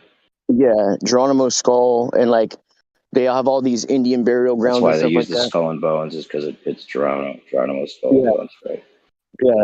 Yeah. Well, if you look at the skull and bones, you even have a dome and a pyramid in that, because when the bones are crossed, they create like a pyramid, you know, and then the skull is like a dome, you know. Right. Exactly. Yeah. Which could allude to some of the free energy stuff too, like that kind of thing. Oh yeah, for sure, bro. Like me personally, I don't even believe. I like the whole story about Tesla and everything. I don't believe that story, and you know what I mean? Like everybody, even a lot of flat earthers believe that, but that's the narrative the mainstream has been giving us. So I don't believe it. You know? Yeah, I haven't looked into it enough to make an opinion about whether I think he was real or not. I know there's papers that people have read his work, and that someone had to write those. I don't know if it was a pseudonym or if he had a ghostwriter, or if it was written after the fact or any of that. He was rediscovering technology. He wasn't inventing it anyway, so it could have been their way of like creating a fictional character so that they could then patent these technologies and hide them away, and then use them as they see fit. For sure, bro. Like so they said the first electric light bulb was introduced to the world at the Chicago World Fair of 1892. So the 92 is real significant because it's the 400-year anniversary of 1492, right? So every 100 years on the 92, they have like some type of big event, right? Well, they're saying that the first electric light bulb was shown at the Chicago World Fair in 1892, and that all ties in with Tesla and everything, right? Well, the glass, I think it was called the Glass Castle, that they had where they had the World Fair in. They blew that thing up with dynamite, bro, not long after. And there's no way they could have created something like that without a like a glass factory. They didn't even have glass factories yet when they had Crystal Palace. The Sorry, what? man. Crystal Crystal Palace. Yeah, that's right. Yeah, the Crystal Palace. Bro. So yeah, the timeline, they had all kinds of technology and lights and free energy and all kinds of shit. Oh yeah. I was thinking, I mean, this is just my opinion, that everybody talks about like different mud floods and everything, right? But I don't believe that that they had the capability to mud flood every city, right? So you see a lot of, the photos and stuff of all these adolescent kids who are dressed up like grown-ups working in all these factories and everything, right? Yep. If you knew the world was flat and all your ancestors knew, everywhere around the world everybody knew it, the easiest way to push the globe, not the easiest way, but the only way really, would be to get rid of all these old beliefs. Like basically you'd have to wipe out a lot of people in order to get otherwise people wouldn't go for it, because up until like 100 years ago everybody knew their grandpa and their great grandpa and their great great grandpa, as far as that's concerned. And so they would have been like, we're not going to let this globe ball into our schools and everything. But if you ever hear about that death ray that Tesla had, where he shot it all the way to a town in Russia or something like that, you don't hear much about it. But no, what I think is that instead of a mud flood, they could have wiped people out with this electric type of I don't know what it was, some type of electric death ray that direct they had. energy weapon. For sure. And it would have been way easier they too. They use the sky ships, and you watch that channel Divergent. I haven't. No. Oh yeah, I'll send you that link. He just talks about that. They've been having sky ships for so long, and all they're using is helium. Most of these things are just like giant blimps, or modified blimps. Like if you look up what's it called? Something aerial platforms. God, I was just looking at it earlier. Anyways, it's called HAP, something aerial platforms, and basically they have these things all over. That what they do is they create a cloud coverage for whatever they're doing up there, and they've been having these type of crafts for a long time, and most of them are pretty much they use helium. It's really simple. Yep, or even hydrogen. Yeah. That's why they made hydrogen seem like villainized it with the Lusitania, or what was it, the blimp that they made everyone afraid of hydrogen with, that they took down. And they made everybody afraid of Mercury too. Yeah. Mercury, I think, is a major part of what they're. Have you watched all of EWAR stuff? EWAR Anon? Oh yeah. It's like how the little balls on top of the spikes that were on top of all the major infrastructure that they built that they can't recreate now. They said it had mercury in it, because if you hook up electricity to a bowl of mercury, the mercury will spin just perpetually. It'll just keep. It's like one of the only things that'll just keep moving with electricity. So somehow they were using mercury as like some type of perpetual power machine. I learned some stuff about mercury the other day that tripped me out. Red mercury, it has the same characteristics as a vampire. Like if you can't see red mercury reflected in a mirror, and it's repelled away by garlic, but yet gold is like a magnetic. It's pulled towards gold. And also, if you put it in the sunlight, it basically like evaporates. It's just weird, like all these things that I'm finding out, Yeah, so many crazy things. Everything has to be repieced together, and a lot of it's obvious. The way he puts those videos together, I was just telling somebody else, So I well know, done. dude. It's a trip. Yeah, it's a trip, bro. I had one of my friends. I hadn't seen him since high school, and I recently bumped into him. Got shot and killed right here where I live in Santa Barbara a couple weeks ago. Right. Well, I've That's seen too other bad. I'm people. sorry. Yeah. Well, the thing is, I've seen other people or heard about other people I knew getting shot and killed, and the news barely even covers it, bro. And so there, you don't see no families crying about it on the news, and you don't see any memorials for things that are real. You're not going to see candles lit and memorials with balloons and all this stuff, right? And what I think it is they're not going to put people who are have really experienced a tragedy on the news because they can't control what that person's going to say, and they're going to control the narrative on the news 100%. Otherwise, they're not even going to have it on there. Do you see what I'm saying? Yeah. Oh, yeah. They have to create it from scratch because if it was a Yeah, real case, or if it was a real event, and they're walking up in there with cameras and interviewing people, they could be yeah, liable for all kinds of shit. Like they can't have a court case follow any of these events, so it has to be made exactly, up from bro. scratch, and all the control, Exactly. all the crisis actors have to be paid, and Yeah, and they probably have the perfect pitch for that. They're like, okay, well, yeah, you're participating in the PSYOP, but the reason is so that this kind of thing won't happen in the future. So you're helping us prevent it by creating the fake event that prevents the real event from ever happening. I yeah. think I'm that's sure how they sell it. they tell them something like that. I Yeah. think for a lot of them, they don't even need to tell them that because a lot of people tell me like, oh, if that's true, somebody would have came out with it a long time ago. Came out with it where? Let's say one of these crisis actors debunked or like debriefs, right? Who are they going to debrief to, and who's going to air that dirty laundry? Not any news And why stations. would they anyway? They signed a non-disclosure agreement. I mean, they don't want to go to jail. Exactly. Yeah, I'm just saying like, who's going to disclose this stuff anyways? You know what I mean? That person's just going to end up missing probably. Right. Exactly. And then, or in general, like any of the stuff that like people saying, oh, well, if flat Earth ever came out, like if it ever comes out that Earth is flat, like it already came out. People know. It's not like that mainstream needs to acknowledge it to think that it came out. You know, like it's already out, right? People talk all the time about shit that, like, Yeah. would if enough people were listening, and it's all right there. Oh yeah, for sure. And you know what I noticed when the whole COV thing started happening? They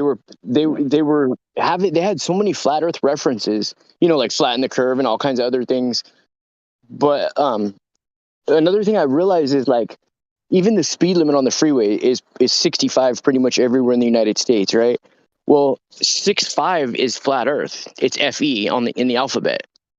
So what better way to clown us than by putting the 65 on a flat plane that we drive for hours on a flat surface? You know what I mean? That's interesting. Yeah, that's interesting. Yeah. I've been looking into that. Could go that deep. It could go that deep. You never know. Oh yeah, for sure. I mean, like that's their biggest secret that they're hiding. If you take away their globe Earth and their outer space and everything they've been telling us, every other lie we've ever been told and every lie everybody's been told will literally fall apart. It's like a Jenga piece that you pull out. You know what I mean? Nothing can stand because if that comes out, not only will it'll be fruit from the poison tree, basically like discrediting everything they say because you could discredit that, but everything rests upon that. Diseases, global warming, you name it, bro. It all rests on the Earth being a globe. Right, but I think that's why they're going to absorb it and use it to destroy it, like to self-destruct on purpose, so that we'll be there to like pick up the pieces. Basically, that'll be the ashes that the phoenix rises out of. Yeah.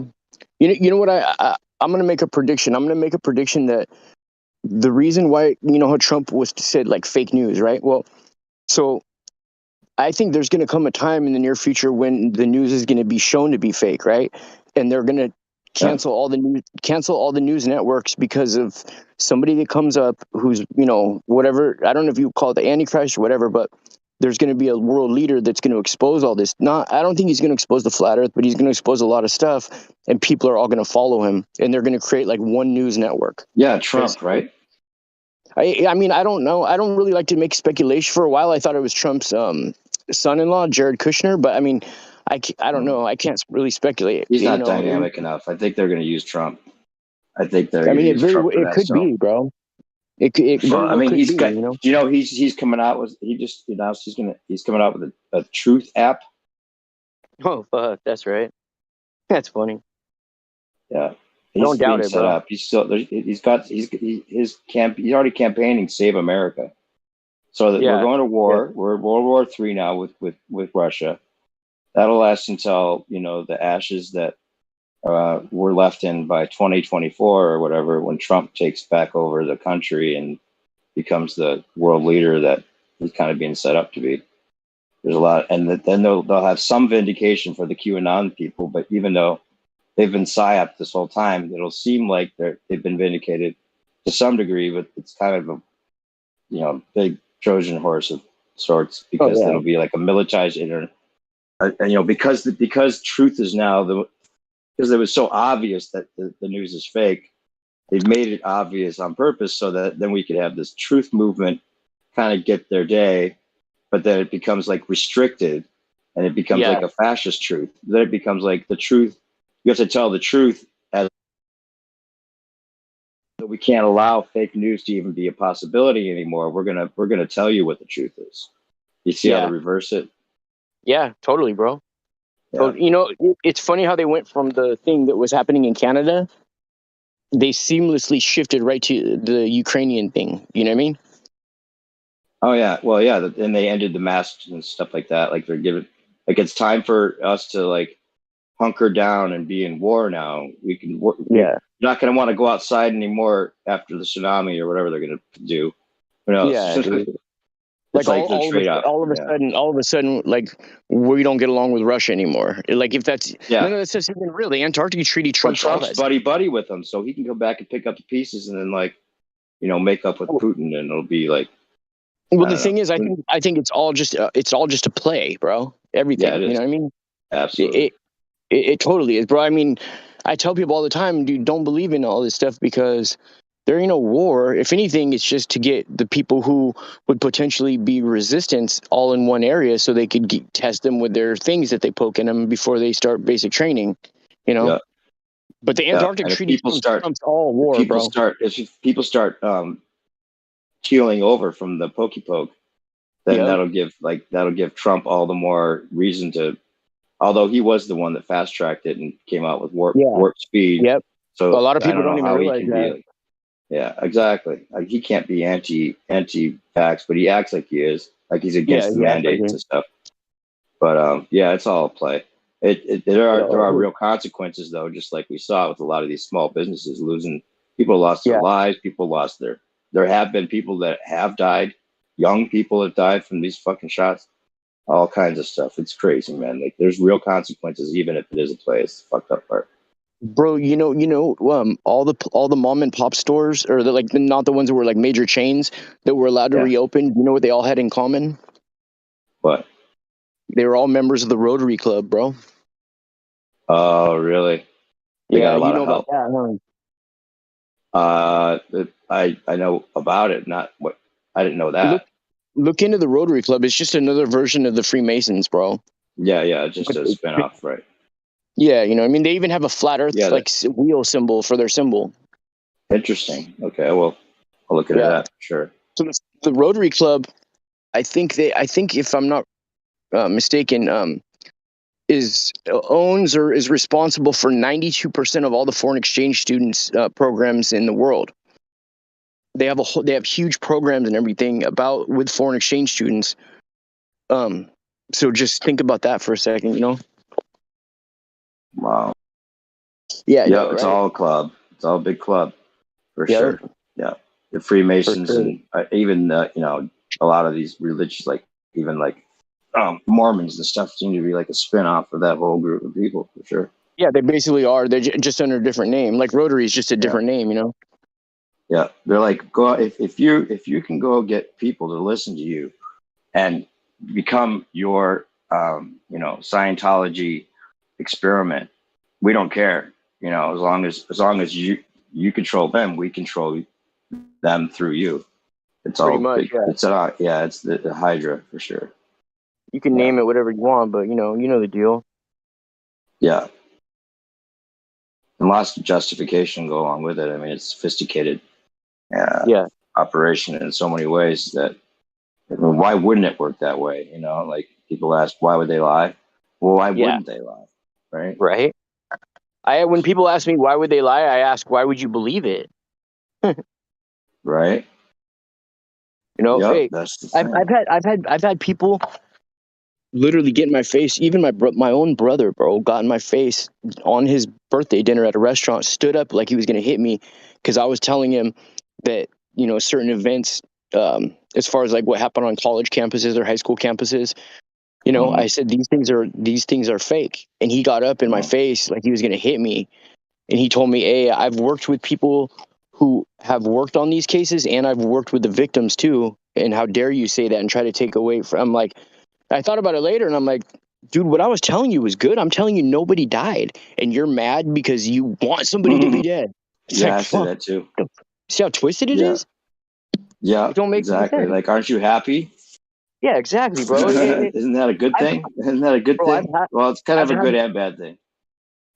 I've had loved ones who've died, bro, through tragic events, and if somebody would have came up to me and told me that that didn't happen, I would be all ears. I'd be like, really, Yeah. I would want to know. Any hope, people don't want to let go of hope, So it's just well, they don't want to. They don't want to let go of the idea that like that they're being lied to on through their news. no, I'm talking about like Their real, reality is created by the TV and all that. I mean, like real victims real families of victims. They would be totally open to if it's real. Oh yeah, exactly. You know what I mean? Yeah, they wouldn't be like, hey, don't say that about my whatever. Yeah, that it's all emotional ties that they made. The psychological Exactly. operation is so sophisticated. They know how to trigger it, and all they have to do is get their major TV pundits to suggest the idea that anyone that suggests the idea that it's fake should be treated a certain way, and then they follow in line with that. Yeah. Exactly. A lot of people don't believe everything on the news, but they believe some things. And I tell people like this, I'm like, I'd rather not believe anything, and maybe some of it's true. And oh well, if I don't believe it, then believe some of it, and some of it not be true. Like I'd rather not believe any of it, honestly. Because I'm probably most likely right. And if it's not fake, then the numbers are so small on things that aren't fake, bro, that I would rather just assume that everything that I don't know about that they show me is fake until proven otherwise. Yeah, auto hoax or GTFO. What's that? Auto hoax or GTFO. You ever heard that? What's GTFO? I've heard of it before. Get the fuck out. Auto hoax or GTFO. It's a song. Okay. You ever listen to IPS? Oh, Insane Clown Posse? No, IPS. Infinite IPS? Plane Society. Oh yeah, duh. No, I can't say that I have. I think I've heard of him though. I'll send you this. Well, he's been around for since like 2017. Is that he's like just a an Flat interesting Earth character. He's probably a CIA agent, to be honest. But he's the only person that's kind of she's like got the best radio voice you'll ever hear. But okay. he just talks about a lot of this what's fake in the news. Like he calls it out, like pretty much more than any other halfway popular person might. And there's some good music tied to it. Chief Crow and the Flat Earth Worms. Oh yeah. Space is fake AF. Yeah, I love that. And some of the other shit that some of the other music. There's a whole other. Some of those guys are kind of like were IPS penguinati's. When around the time I was, so I still keep up with what they're doing. But that's true. I wasn't a penguinati, but it's basically like he's like like so cultist, and so like he joined all these different groups supposedly just to infiltrate them and figure out their whole thing as like Scientology and Freemasons and all that shit. And I think he's a CIA agent that's just the perfect role. He even called himself out as the most suspicious person in flat Earth. But he's brilliant. He's like on another level as far as intelligence goes. Really well read. He knows all these different esoteric references and it just has a really smooth delivery. Now he's part of what they call the dark matter network, which is like, kind of like the next. It's like George Norrie, Art Bell 3.0 or whatever. But he's not. He's pretty straight up with a lot of stuff. I agree with like 80% of what he says. Sometimes he uses some of the shit that he comes up with. Seems like he's playing a controlled op type game almost. But interesting to listen to if you've never heard him before. There's a whole story. I don't know about. Isn't Art Bell the guy that talks about aliens and stuff? Yeah, I'm saying that's like now they're going to absorb the flat Earth and make that like mainstream through this kind of thing, I think. Okay. Yeah, you should send me a link on that. Oh, well, yeah. He's live. He's right now from the desk. He came into the flat Earth. Oh shit.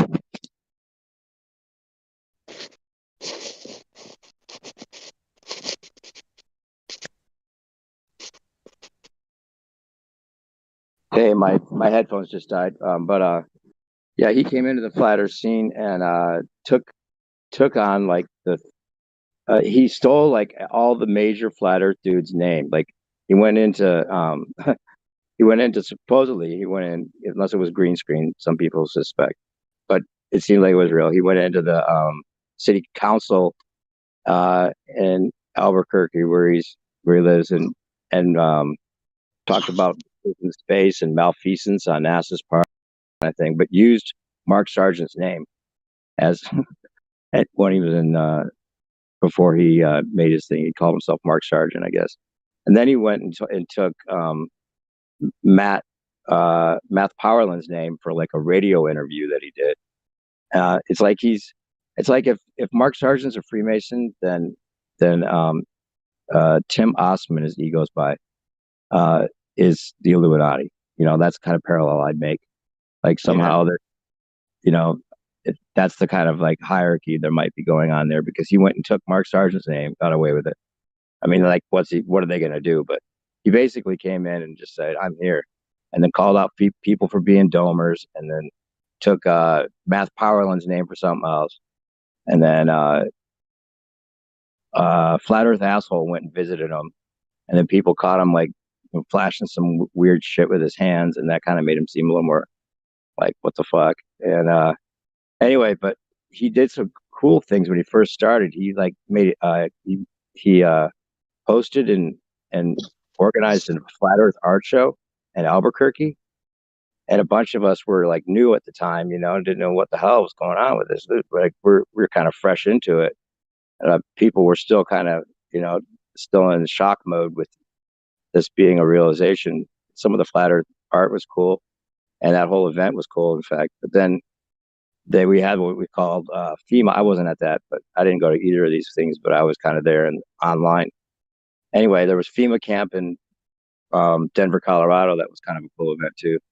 They called it FEMA camp because it's Flat Earth Music and Arts. That's cool. And that's the name of my. Even though I don't have a rap group, but I call my rap group FEMA Camp, Flat Earth Maniac Assassins. But I didn't know there was another FEMA camp. Nice. Yeah. Did you ever hear Matt Powerland say that FEMA stands for Flat Earth Mental Asylum? No, I never heard that. Well, he's kind of a troll. I don't know what his deal is. He said he worked for NASA too, as an artist, right? Like that he was actually like doing those photorealistic pictures of the planets and stuff. I don't know. There's a lot of weird shit going on with some possible shills in the game. I don't know. Oh yeah, for sure. Who isn't, but anyway, there's just some. It's just like it's been a movie. Flat Earth has been a movie since that I've been like pretty much infatuated with just keeping up on. I don't know. Yeah. I don't really have like a hard and fast opinion about any of these people, but I'll tell you the truth of what I think and not suspect. I don't think that IPS would even care if if he heard me say that, I think he's probably CIA, because Yeah. he for some reason he sticks around, and it's interesting to listen to it all and just kind of put it all together in whatever way you can figure out makes sense. Yeah, for sure. Hey, when you said flat Earth asshole, are you referring to Jake the asshole? Yeah, Okay. yeah. I He wasn't went sure. across the country. He had like the flat Earth pussy tour across the country, and he took Okay. like basically like went to each and every town that he could, and had a meetup and talked to flat earthers and stuff like that. And then he got into some drama. He's drama, like he got into some drama that just he didn't need to. I don't know for what reason he's calling out flat earthers as pedos when they're not necessarily pedos, or Yeah. kind of getting into that whole idea. And then also he had this whole fallout with Math Powerland that was crazy. And then he was kind of like partnering up with this other guy that hasn't been around for a while, Jeff. Jeff, somebody that used to be in the game, and they were looking for this girl that was missing, and Eric Dubay was accused of possibly being a suspect, and weird shit that like didn't No, make that's any sense weird. for him to be infatuated with. I don't even know Right? why I talk about all that, but just Weird. weird. Yeah. I've seen some of his videos where he's talking shit about other flat earthers like nonstop, dude. Yeah. It's just like I don't know why he would go and do that, but Right. Yeah. I lost a lot of respect for him for saying Big all that ego. stuff. Big ego. Yeah. And misplaced attention, in my opinion. When he was going after the things about like people in Trader Joe's with masks, and the whole thing that he did with like people coughing on him and stuff like that, that was funny. I liked how he was just like outright against the CV psyop, but Yeah. he's hit or miss, I guess, once in a while. But Yeah. I thought he was a real dude, and then sometimes I question if he is or not, the way he's acted. I know. It's hard to say. It is hard to say. He just called into IPS's show. See, he hated IPS up until recently, where he's like calling into a show, and he'll say, yeah, he's probably a CIA agent or something. But at least he's saying the truth about some things that others aren't. Yeah. So it's like, I don't know. You don't know what to think. It's all a play. Even some of the alternative news and maybe some of Flat Earth is part of the play. Who knows? I know. Either that or the flat earthers started out as real and then like somebody infiltrated them somehow, Yep. They always co-opt it. Yeah. That's what Eric Dubay would say. He came out with it, and then they put in all these agents to co-opt it and be the guardrails for the whole thing. Yeah. But why do you think that they would include society in their name if they know the Flat Earth Society is controlled psyop? Why would Dubay call himself IFER, International Flat Earth Researchers Society? And why would IPS call himself Infinite Plane Society? Oh, interesting. I don't know. Yeah. Yeah, that's like a key word right there. That society word. That's a good call. I don't know. That's interesting. It's always just bothered me. Like, they were very vocal in the beginning saying that the Flat Earth Society is a psyop. But then they go and both put society in their names. And I thought, that's just peculiar. Yeah, that is weird. Yeah, it is.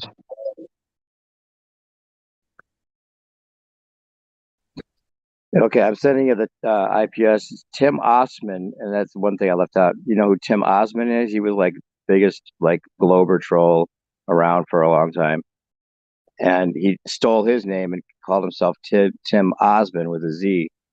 So he like took three guys' names when he came in, like total like I don't know. He's got to have a whole team of people operating. It seems like sometimes. Yeah, I'll definitely look into it because I've never heard. I can't recall ever hearing of him. Well, you came in a little later. He was kind of a little bit out of the scene by the time you came in, I think. Yeah, I became a flat earther in 2017. Yeah, okay, that's around the time. And yeah, sometimes people, just don't hear about somebody and they miss a whole part of it. Yeah, for sure. The whole aspect of what the show is. Welcome to the show. You know who Isa Mahalski is, right? No. He comes in here and talks sometimes. If you're doing Flat Earth music, you got to know who he is. He's a legend. He's got a lot of great music that he put out. And then one of the songs that I thought I still think of as kind of like the theme song for Flat Earth, or what it has been, is called "Welcome to the Show." And it's perfect because you don't know if you're part of the show. We're part of the show, even though we're not really hired to be here. We're organically here, but we don't know how much of the show is organic or not organic. But That's true. welcome to the show. You don't know if Yeah. you're part of the show. Yeah. You'll have to send me that person's link too. Oh, I will. Yeah, that's great. Actually, if somebody wants to play it, I'd love to hear somebody with a bot play that. You're not a bot. You don't got the bot. I don't have controls here. Me neither.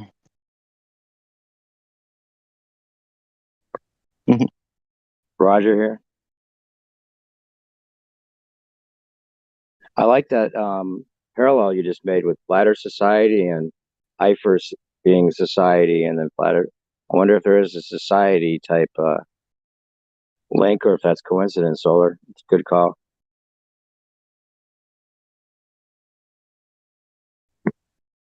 He was here for a second. He just came in and dropped. Yeah. No, I'm still here. To me, it's very peculiar. Like in marketing, which is my industry, we use very precise words to exhibit certain responses in people. So I always get really intrigued in why people call themselves what they call themselves, or why they push what they did. There was so much talk about, especially at the beginning, about how this is such a fringe topic in its own right. But you don't need to muddy the waters with other stuff. And then, IPS did the whole FEPE, flat earth people everywhere. And then even with Dubay, he was doing the whole Hitler was actually a good guy. And it was just, there was so much stuff that could muddy the actual truth. I remember when Jeranism and IPS had an interview or something where Jeranism was just asking him, like, as a flat earther, we've got to have some kind of really substantive evidence before we start making claims. And IPS was like, no, it's an infinite claim. And when he said, well, what's your greatest piece of evidence that it is an infinite plane? He was like, well, everyone else is just going for the dome, so he's going for the infinite plane. And then, to me, he's a really intelligent individual, IPS. You can hear it by the stuff he talks about. But he'd always want to go into like witchcraft, or there was always this side of him that's a little bit dark and mysterious. And, and it's like, why mix? If you're going to talk about this topic, be careful on how people can discredit you through one other video. But why call yourself a society? He lets himself be discredited on purpose many times over. He's playing a game. Like he lets his channels get taken down. Probably has that happen on purpose. He's got drama that he brings, and there's been times where he's brought drama up where I thought it was kind of a time where it didn't need to be done, and all that kind of stuff. Yeah, for sure. He's playing the game for some reason. He's one of the characters that's allowed to play the game in the way he's doing it too. I don't know why. Well, his name alphanumerically is a palindrome. Tim Osman or IPS? IPS alphanumerically is a palindrome. It's 91619. Oh yeah, he would totally think that. He would totally probably claim that he did that on purpose. Yeah. And FEPE, Flat Earth People Everywhere. Yeah. The character and all that. I was there for all that, and it's interesting. Yeah, he was the one that was like, FEPE means if the interpretation, the actual name FEPE, or the interpretation of FEPE is when when it's when a woman's vagina is visible through her panties. And there's like a little bulge in the panties. That's called a FEPE. Okay. I don't know if that like was a camel toe. That happened to work out that way, or that was also part of the weirdness of it. But But it was kind of a response. It was a cartoon penguin that was supposed to be like Pepe. Pepe the Frog was like the Republican, or was the not Republican, but it was the symbol that was used for like the movement that was that supposedly got Trump into office in a way. Like it was Oh yeah, yeah, the meme that was like basically it's like a more occult reference than that. If you look up the frog, it's the Kek, the cult of Kek. That's the yeah, frog. yeah. Yeah, there's some weird shit going on with that. Yeah. Yeah, there's some deep esoteric shit going on, even within flat Earth, is what we're trying to get at, right? Yeah. Whatever you call flat Earth, I don't know how you can just say flat Earth, but when I say flat Earth, I just mean like the dissemination of information having to do with flat Earth. Yeah.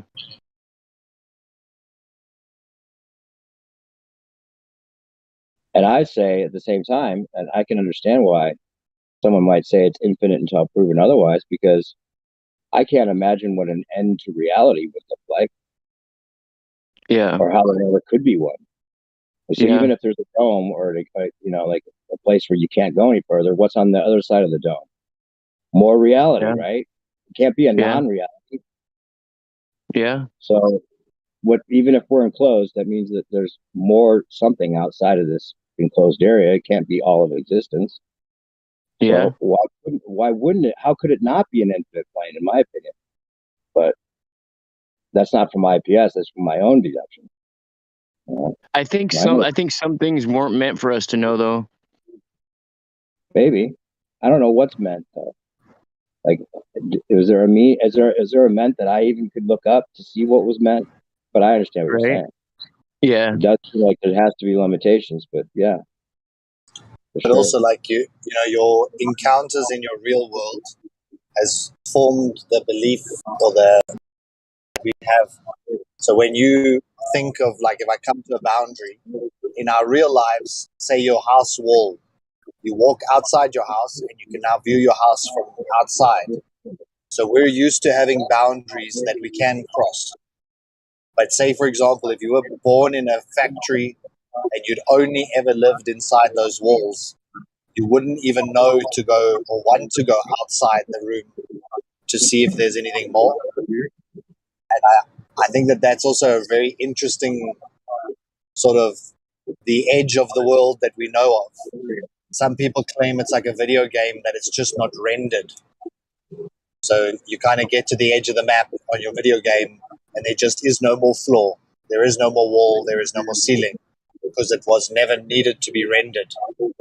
Maybe there is some sort of an end to physicality or an end to the physics that we consider the physical world. But again, that's me just speculating wildly. I like it. That's like a Dark City, Plato's Cave, total fucking combination there. You ever seen Dark City, movie Dark City? Yeah. And even like the Plato's Cave, the analogy is like, imagine everything that we see here as physical is just the shadow. That there's actually so much more going on than what we think is this physical realm. Some people sort of liken it to the spiritual world. The spiritual world is casting shadows onto this physical world, and then we see it as this manifested reality, but it's just a shadow. So even though we think that this is physical, it could potentially just be the manifestation of something else in another realm. Sure. I'm just glad you didn't say quantum. Hey, did you ever look into the guy that I sent you those videos on? Yeah, Chris. What's his name? Chris. That magnet guy, the electricity guy. Yeah. Cooper. Yeah, man. That's it. Not Chris Cooper. What's his name? Nigel Cooper. Nigel Cooper. That's it. Sorry. Yeah. Did you check out his stuff? He's got some crazy claims there, huh? He's got some crazy claims, but he's also showing how how it can't be fake, which is really puzzling. Yeah. The fact that Yeah. he's sort of broadcasting it, like he said, what's a patent? A patent is just a way that they can file your idea away for the next 100 years. So he doesn't Yeah, want I a was saying patent. that about He Tesla. just wants Yeah. to. He just wants to broadcast it so everyone can have access to it. It's such a challenge because the mathematics says that over unity is not possible. But again, maths is not reality. And just because the math says it's not possible doesn't mean it isn't. To me, I've always watched plants grow and thought that's something coming from nothing. Like there's no branch, and then later on that season, it's grown a whole new branch. Like that is something from nothing. So therefore, every plant on our earth is an over unity machine, creating more than what it took to initially start the thing. But the trees can also output fruits and vegetables. Again, is over unity. It can produce more net weight gain than all the water it consumed to produce that fruit. So Right. over unity has to be possible.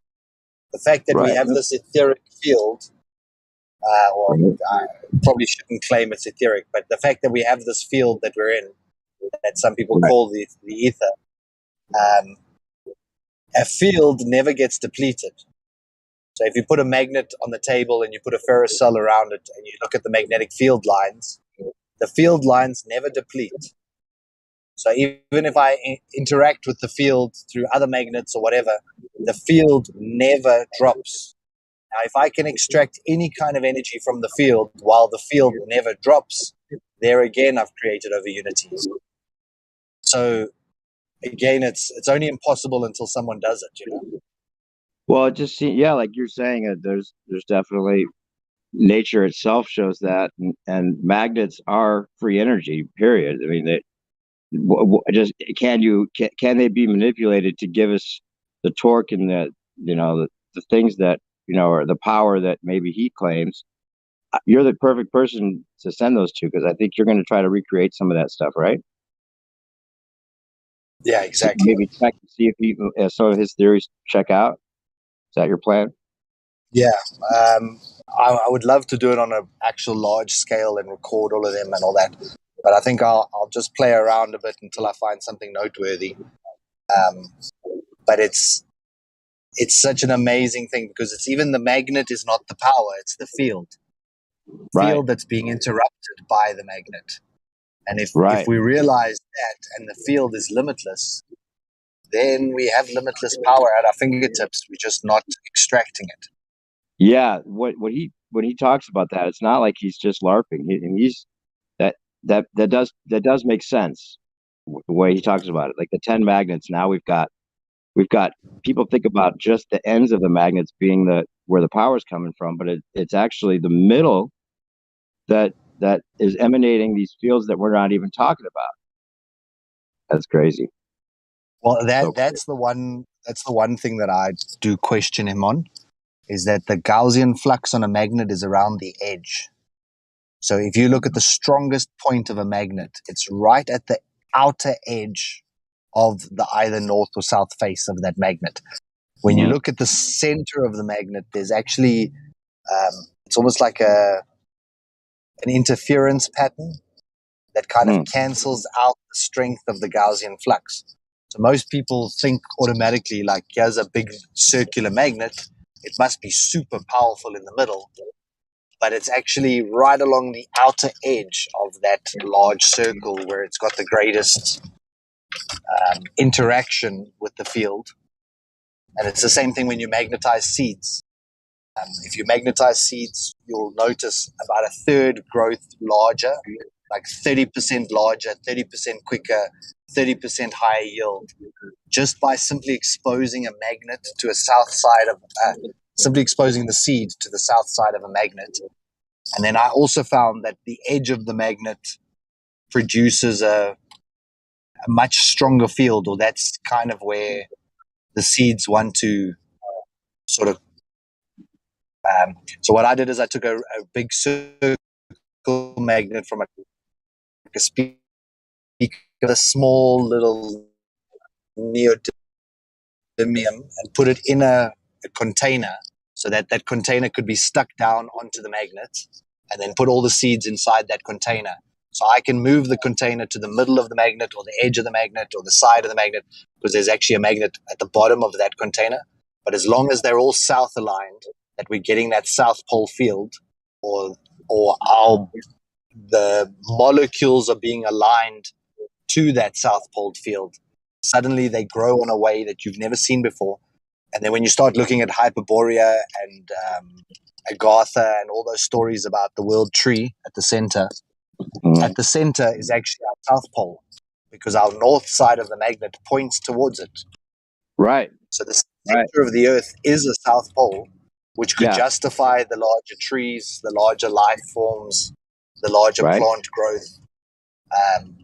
And the But cutting down of that tree was why the reason that we got smaller, maybe. Yeah.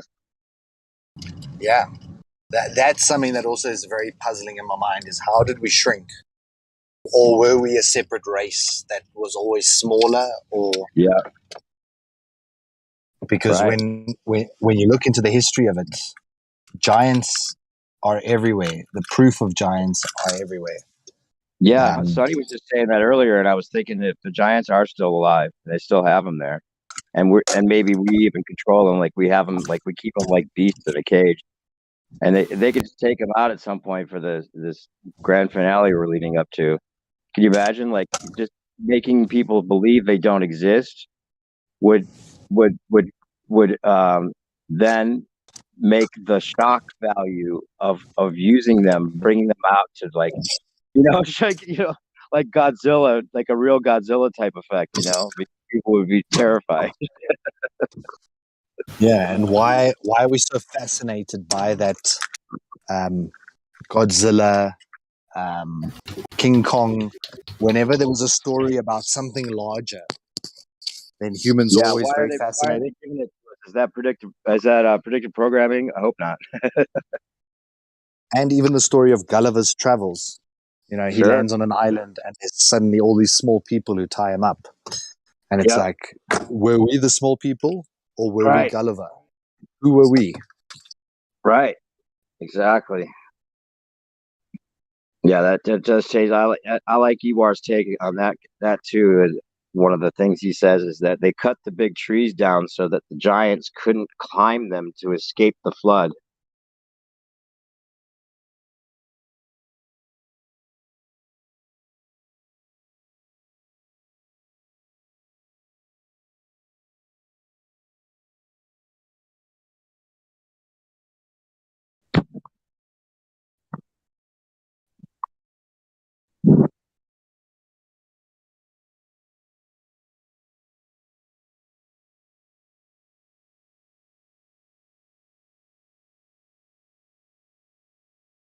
That's actually a very great point.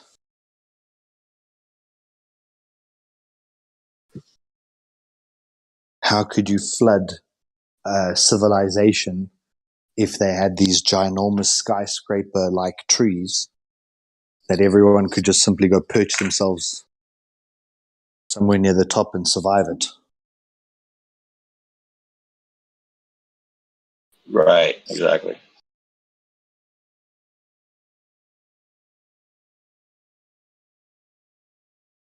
But then again, when the Bible talks about the flood, doesn't it say that the waters rose until they covered every tree and every mountain?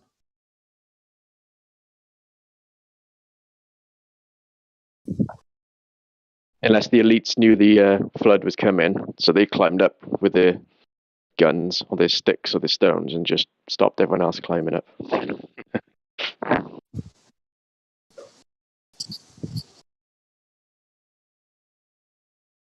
And why there's such a military importance with higher ground.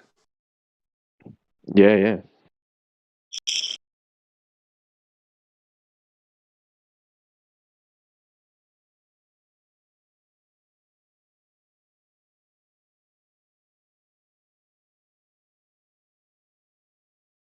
But it's like this whole over unity thing. Even just with a simple basic solar panel. A single solar panel can generate tens of thousands of kilowatt hours during the course of its lifespan over the 25 years that it can be used. And certain technology now, the ZN Shines and the Canadian Solars and a couple of these really good brands are even giving up to 30 years production guarantee. Now, after 30 years, your solar panel will still be producing 80% of what it did in the first year. So after 30 years and you've generated tens of thousands of kilowatt hours from that one panel, that's over Unity. But yet they won't define it as such. They just call it a power generating device. And yet no one seems puzzled by the fact that a simple solar panel can now produce almost limitless power for the next 50 years. Simply being exposed to sunlight, and obviously the tempered glass that's on the front of the panel may get milky over time, and it may drop some of its production ability. But for example, if it took you 10 kilowatt hours to manufacture the panel, and the panel produces 100 kilowatt hours, there's over Unity just there. And that's just on simplified, like 10 and 100. To make one panel might cost even maybe 2-3 kilowatts, and then the panel can produce tens of thousands of kilowatts over its life. So it's 10,000 times over Unity. But yet all the physicists just automatically presuppose that over Unity is impossible, and therefore we don't need to look at it.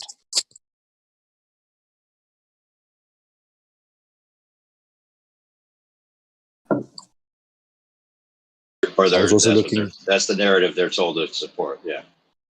Yeah.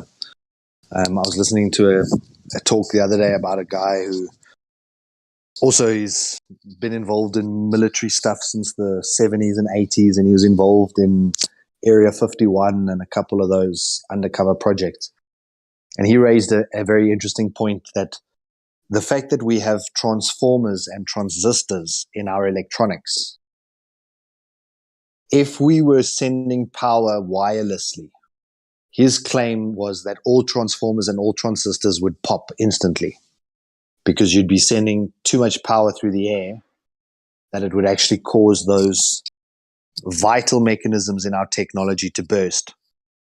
But effectively, the way that Tesla did it initially was with DC energy, therefore not really requiring transformers and all this other type of equipment. But it made me start to think about how different our power generation and power reticulation would be if we'd gone the DC route without transistors and without transformers. And the Moore's law, where technology improves every 18 months or less, I think it's down to 12 months now, that the computer chips are doubling every 12 months in terms of their processing capabilities. That's always based on how many transistors they can fit on a motherboard. Now, if we didn't need transformers or transistors in the first place, couldn't we be at like 1 million processing already? Whereas now we're limited based on size and space as to how many transistors we can stack side by side to be able to create these binary on and off machines, you know? That's interesting. I haven't thought about that. That's interesting. Good Yeah, to me, there. it's fascinating. Like, I'm in solar energy, and I got into energy 15 years ago, just because it was quite interesting how you generate and transmit massive amounts of power.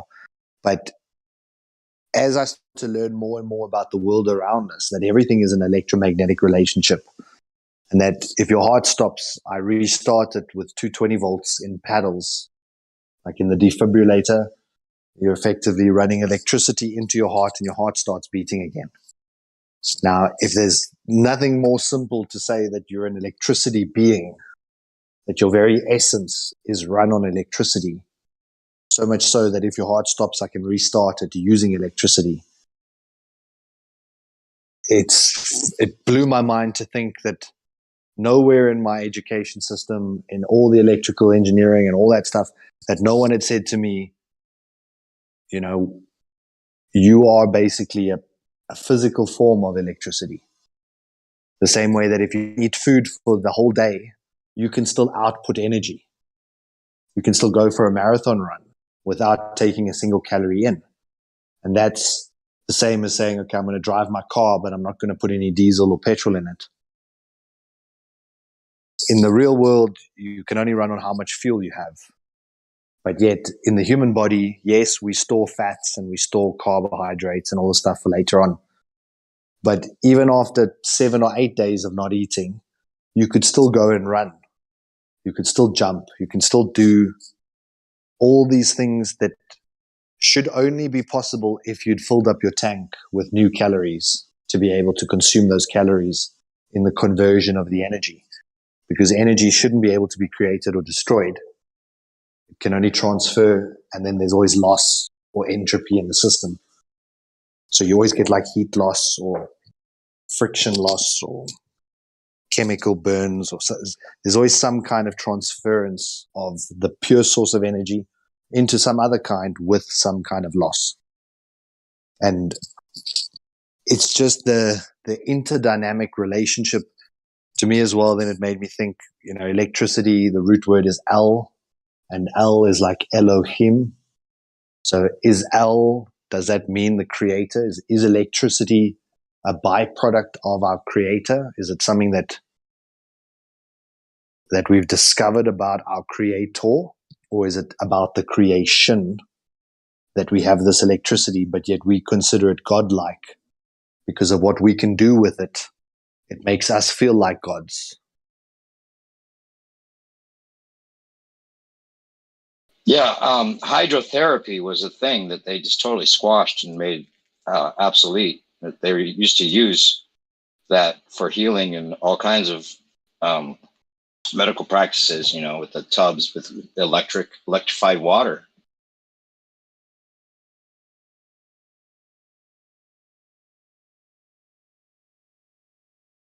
There's a whole segment in Ewar's videos that talks about that. It's interesting. Absolutely. And even on a frequency level, if water falls from certain heights, it produces certain tones. And if you get the height of the waterfall, the right point, it could be healing waters or destructive waters. Another thing that is truly mind-blowing is that simply dropping a droplet of water through a copper coil produces voltage and also very small amounts of amps. So if I created a fountain and I wrapped where the fountain spouts out the water, if I wrapped that spout all the way down to the ground with copper and the water flows between that copper coil, I'm going to be continually producing energy just through the water flowing or water dripping. Depends how I guess how tightly you pack the copper coils as well. But there's so much to water that we just have been deliberately not told. Like you say, with the healing aspects, with the acoustics, like how people would always want to go live by a waterfall because the sound of that water, or people want to live at the ocean because the sound of the water can be having a physical effect on their bodies. There's just so much to water, and the fact that water can also produce power and that it's repulsive, so it's actually diamagnetic, so it like repels magnetic fields. To me, I wonder, what is at the center? Is it a giant whirlpool, like some of the old texts claim? So, like right at the center of the show that you can even see the swirling of the clouds above that area. If you look at the weather patterns. Correct. And then there was that one video, I don't know if it was fake or what, but from a pilot flying above the quote-unquote North Pole. And then you kind of see like this, it looks like fire coming out of the clouds, but it looks like a whirlpool or There was a guy on Globebusters. I don't know if you guys listen to Globebusters anymore.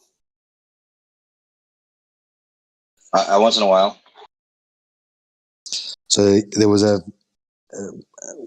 the video this week was called Hyperborea. And they've got a guy who's literally doing a 600-mile trek at the moment with sled dogs and sleds and all that stuff, so he can prepare for when he goes towards the North Pole. So he was on Bob's show explaining the route that he's doing and where his marker points are and how many miles he wants to do in a day to cover the 600 miles over a month. He made it quite biblical, like Jesus was in the desert for 33 days, so he wants to spend at least 30 days walking towards the North Pole, and he's applied for all the approvals, and it's interesting that a lot of us, we talk about things, but we don't actually just start them. This guy, I'm not sure how long he's been into flat earth, but he was like, he's going to go to the North Pole and he's going to prove this to himself. Now, going to the North, what is interesting is that the military always set up the due line. Yeah. Which was... Did he say he's got approvals? He applied for approvals, but he said that, yeah, he was going to start, I think, from Greenland and then head off on the ice shelf. But effectively, he's going to be walking over frozen ocean, so apparently. But the one thing there that he was doing is that he's walking towards the what did he call it? Geographic North Pole. So effectively, he's going to be following the GPS coordinates till the GPS tells him he's at the North Pole. And then what Bob and the rest of the guys in Globebusters were then saying is he taking a magnetometer, whatever, the thing that picks up magnetic fields. And then if you were at the North Pole and you could see that the magnetic field was still getting stronger toward a certain direction, could you then follow the magnetic field till you come to the true North Pole so that you're not deceived by the GPS coordinates?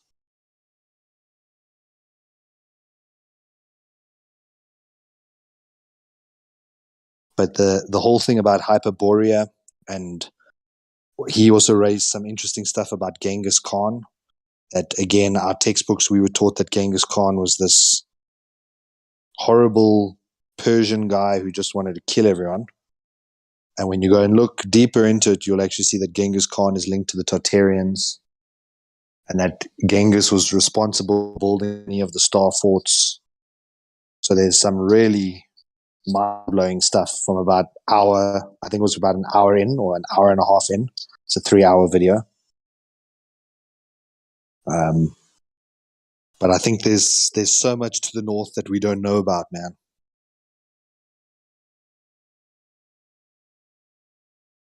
And then again, if you got there and it was just ocean, then what would you say? What about the Mount Meru?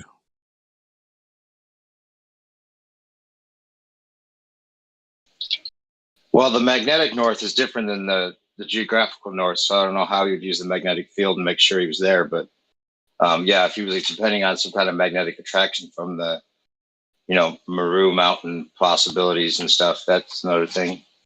You could either confirm or, who knows? Who knows what kind of? And you don't know if he's a player in the game and he's the one that's supposed to tell us nothing's there. Who knows? Yeah, exactly. Just questions lead to more questions, not necessarily answers. Yeah. Even if he seems to confirm it, it's not confirmed because you never know who's in the game.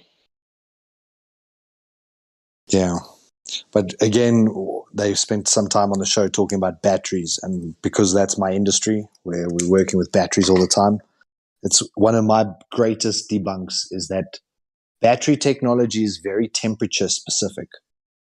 Battery tech dies. All batteries, whether it's lithium ion phosphate, whether it's sodium, calcium, whether it's nickel, whether it's pretty much whatever battery technology that you can try and utilize. At -20, all the cells fail and the battery won't turn on. So you can't even take like a smartphone with you or anything that has a battery, unless you're deliberately trying to keep the batteries warm and trying to keep them warm in minus 20, minus 30 degrees, you're going to be consuming more power than you're actually saving by keeping the batteries in the first place. But then they say space goes from minus 200 to positive 200. And there's not a battery tech in the world that can deal with that. Even supercapacitors also fail at about minus 20. So we don't have a technology capable of doing what they say they did when they sent the Mars rover to Mars, which is supposedly minus 100 degrees Celsius, or when they sent astronauts to the moon in the 60s. Then they didn't even to this day, we don't possess a battery tech which could function in the environment they say they went to. Same with solar panels, over 35 degrees Celsius, so over, call it 100 degrees Fahrenheit. A solar panel, its production falls away like a flat line, like the graph just falls flat down towards the baseline, meaning that for every couple of degrees Celsius that you go above 35 degrees, or a couple of degrees above 100 Fahrenheit, effectively your panels stop producing. And then they tell us that the ionosphere or the thermosphere is at 2000 degrees Celsius. So not only would the aluminium melt, but the actual technology, the solar panel, cannot function above 50 degrees. So batteries, panels, the things that they say that they use in that region of space to power all their fancy equipment cannot function in that imaginary place. So what's the Glover's answer when you bring this debunk? Do they have some kind of like they create some kind of like a special power battery that somehow defeats this idea? Yeah, it's always their answer is always, well, we've been there, so we obviously have the tech to have been there. You know, so, yeah. Like they also claim that the first moon mission was completely, without a 40 megabyte RAM, like basically the technology of a speak and spell, and they like to brag that they did it mostly, without the computer. They figured it out mathematically. Yeah, and their processing power was kilobytes. Kilobytes, that's right. If they were lucky, they got up to 1 meg. It's like, it's just retarded. Yeah, it's funny that they even admit that. They didn't even try to say that they somehow had a better machine to do it with. They just make the outrageous claim. What's the satellite that they said that they sent outside of our solar system? The Hubble? No, Hubble was for deep space observation. But there's some satellite that they launched in the 70s or the 60s to leave our solar system. And then every couple of years they tell us, oh, this satellite has now passed Neptune, or it's past Pluto. Voyager, or what's it? I think it's Voyager, yeah. Now, on that Voyager documents, when I was truly interested about the whole battery idea, I went and looked through the Voyager spec sheets, and they said that they used a nuclear battery. Now, being in battery technology, I was like, where the fuck is this nuclear battery? Where can I buy it? Because I can sell it to clients. They can buy a nuclear battery if they want. Why not? If they had this battery in the 60s, where's this nuclear battery?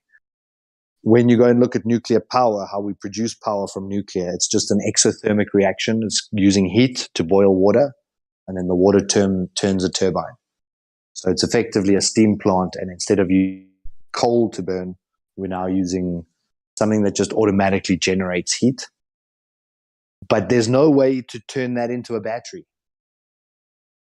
Batteries don't like heat. So you can't take something that produces heat and suddenly put a positive terminal and a negative terminal and you're getting power out of it. So again, as I start to dig, there is no documentation on a nuclear battery. But yet all the spec sheets from NASA say they used nuclear batteries in the 60s. on the Voyager and the space program. So then I've had one Glober come in and say, oh, yeah, you see, nuclear batteries, that's how they did it. And I say, okay, well, can you find any information on a nuclear battery? Or can you present how a nuclear battery is said to function? There is nothing. There is no information on it.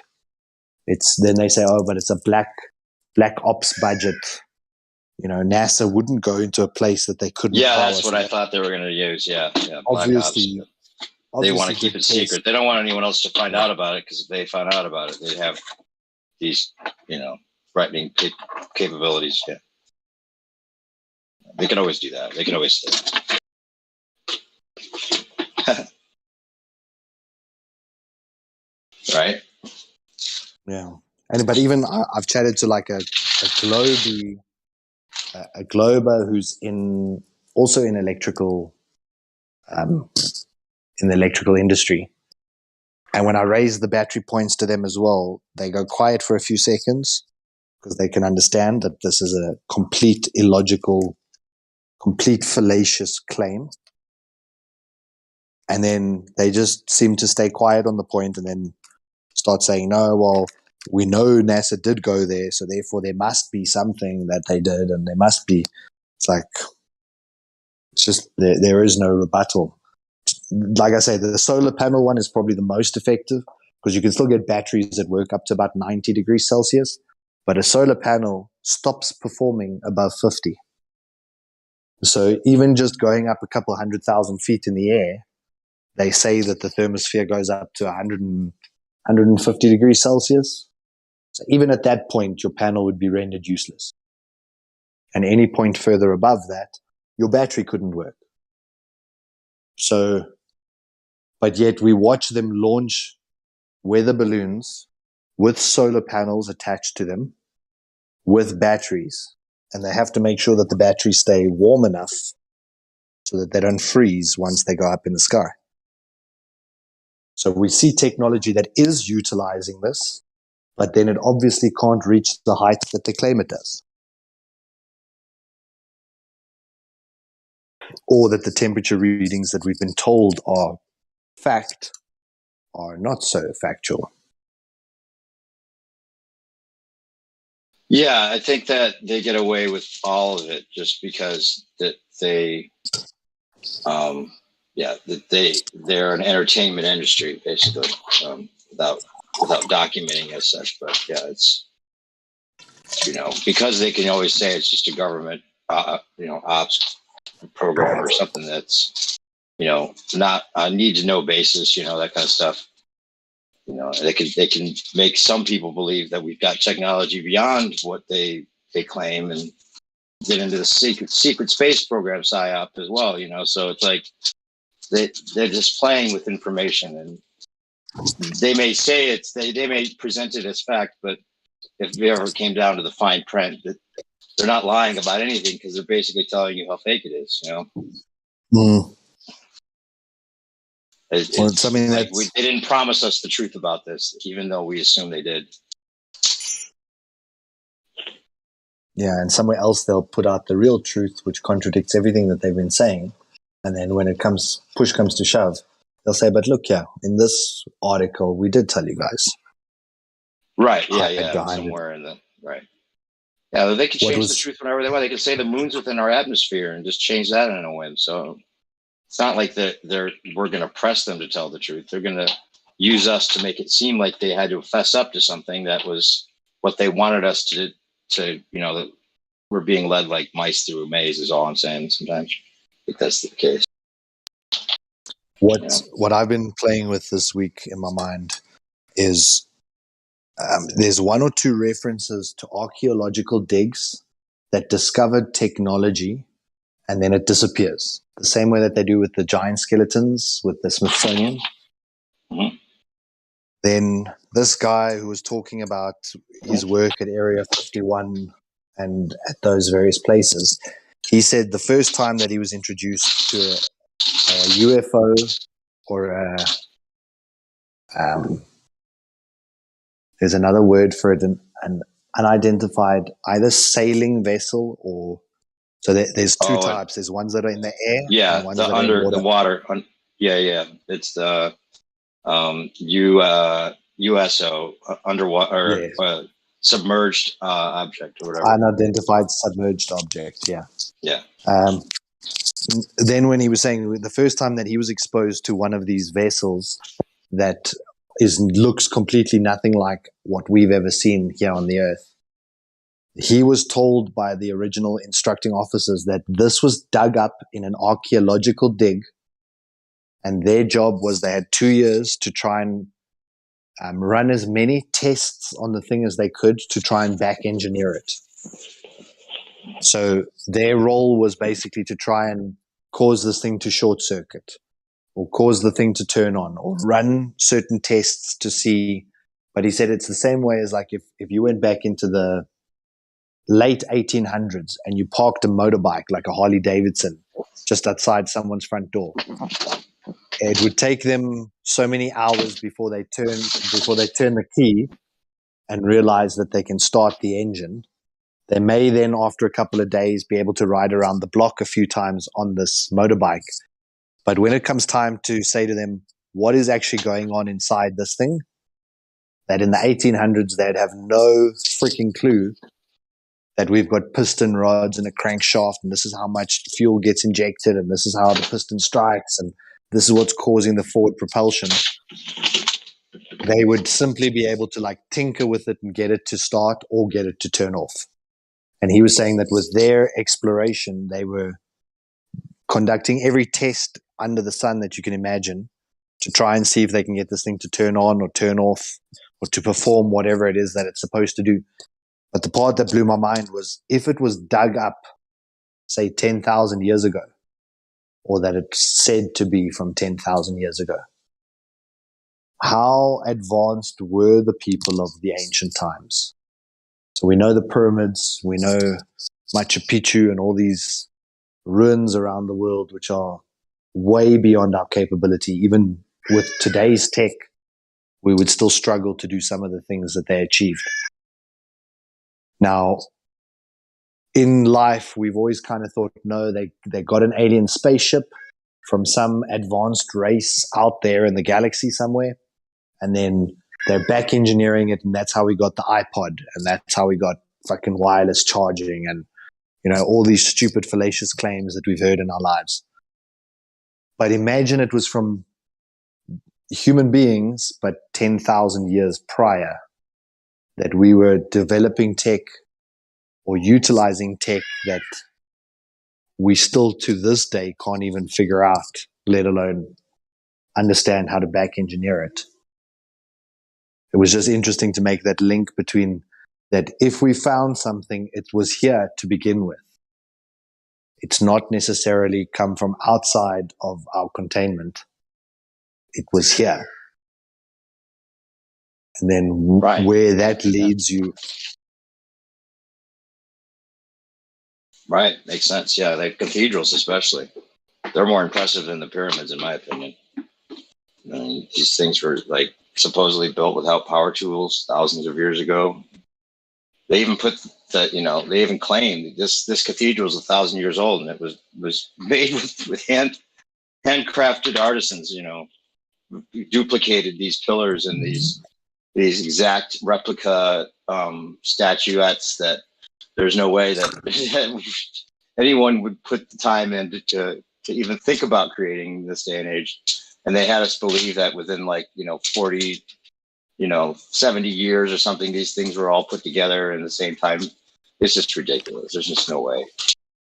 And they were all etheric energy collectors, that makes sense why they reappropriated them as religious artifacts or religious monuments.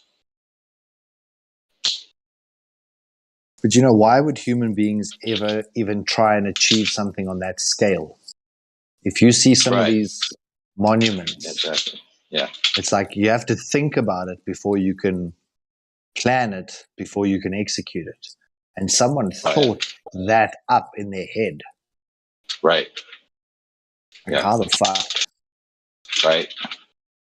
Yeah. I think they lived a lot longer back then too. That makes a lot more sense. And there's some famous cathedrals in Europe, specifically like Barcelona. There's one called Sagrada Familia, like the family cathedral. It's already it's already been in construction for 300 years. The guy who started the building, Antoni Gaudi, is credited with designing and starting the building of like 30 of these cathedrals. Now, if that building is still not complete in 3 or 4 generations, how could this one guy be credited with building 40 of them in his one lifetime, where he probably only would have qualified in like his 20s, and then he would have had 20 or 30 years basically building a temple a year. Right. Makes Whereas no sense. 300 years later, with the use of cranes, we're still building the same fucking temple. It's like, how? Right. As a project manager, it just doesn't compute. It's like, how could you manage that project? Why would you start building something that's going to take you 300 years to complete? Right. Yeah. Doesn't add up. You've watched all of Ewar's videos, right? The Lost History of Flat Earth. Yeah. He goes in. Is that the guy he was talking about particularly? Yeah. That was credited with all the different places that were built, and that the glass building that supposedly was moved a couple times, and for the World Fair. that went on. Yeah. Yeah. No, I think Ewar mentioned someone else. That Gaudi there's a Gaudian style. So that's why I know of him, is that you can look at his temples or his cathedrals and you can know it's a Gaudi cathedral because he did the most realistic human faces. He did certain outcroppings with those like golem figures or those gargoyles. Gargoyles, that's it. But the list of guys who are claimed to have done these, there's probably 10 or 15 that are considered these great architects, each with 20 or 30 buildings under their belt. But yet, even in one lifetime, they couldn't have completed one. Right. That's why it would make a lot more sense if part of the secret is that these people actually figured out how to live, be 900 years old, like the Bible was talking about. And even like that glass structure that you spoke about, that glass structure had curved glass. Yeah. Curved glass is one of the most complex things to create because it's a liquid and it needs to set. And how do you make something set on a curve? You can't. Same like the earth thing. Water can't sit at rest on a curve. Yeah. Water to have a uniform curvature in that way with water or even glass is hard enough to make it look completely uniform. Yeah. Yeah, and then so there are certain presses that you can get like so many degrees of a radius in that pane of glass, and then you have to join those multiple panes together to get this total radius. Because making it in one piece, you're going to have thick sections and thin sections, and it's always going to crack and cause shit. Then they made that building for that World Fair, which it looked like 2 or 3 times the size of a Walmart. Mm-hmm. And it's all fucking curved glass. It's like, what? Right. So you're not telling me just at the front entrance you maybe did a curved glass feature. It's like, no, the whole fucking building. Let's just do it all in curved glass. Right? So crazy. Because why not? There's no method. There's no factory for it. Let's just create the method, create the factory, and then create the building in 3 months. And then tear it down at the end. Right? Makes no sense. What the fuck, right? But now imagine a flying saucer, like these UFOs that these scientists are studying. Imagine those came from our past. Then could they have designed and executed these buildings in 6 months? Yes, probably. Sure, yeah. Well, whatever 3D printing technology from the past they might have used could be still utilized. Some kind of laser frequency beyond our imagination type tech. Yeah, for sure. The outer pounders could still be, that we're just like this little area they put in quarantine as an experiment to, or a way of just manipulating it, putting us in the dark ages and then, having us work up through the, processes that were gifted the next technology by them at, whatever given time, but they've been living with computers, all the tech they needed or wanted this whole time amongst us. Who knows? That would make sense. That would make a lot of things make sense. I'm not saying it was outer ponders, but it was outer ponders. Like that ancient aliens guy. I'm not saying it was ancient aliens, but it was ancient aliens. Yeah, fuck. I was so into that ancient alien shit, man. Well, yeah, but there's a speck of truth in it. If the outer ponders are the if these are our ancient ancestors instead of ancient aliens, and you just exchange it out, same thing, right? Yeah, exactly.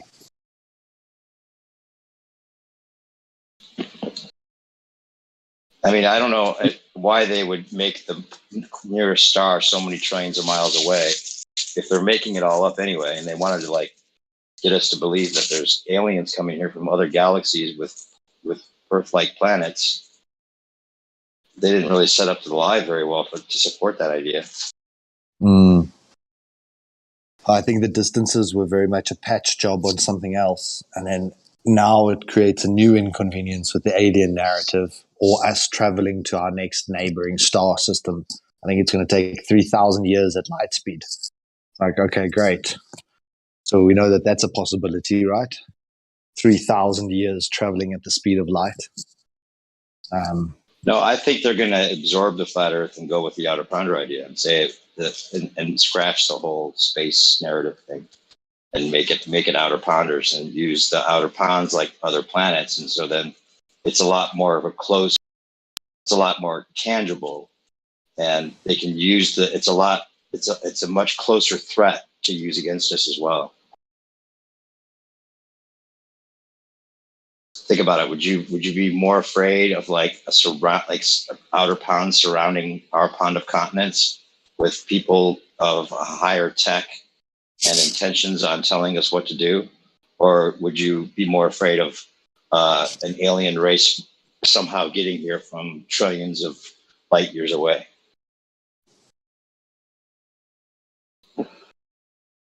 What causes the most immediate fear and control that they can use to their advantage?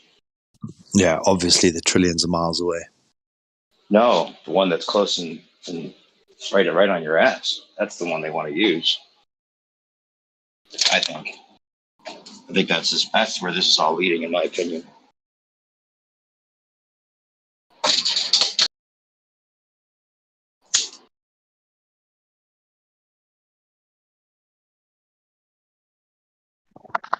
Hey, Sola, I just sent you a DM, just so you know. If you could have a look at that, it'd be great. Thank you.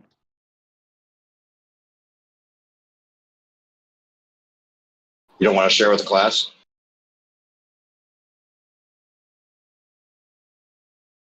I was just asking him if he could send me any info on latest battery and solar tech.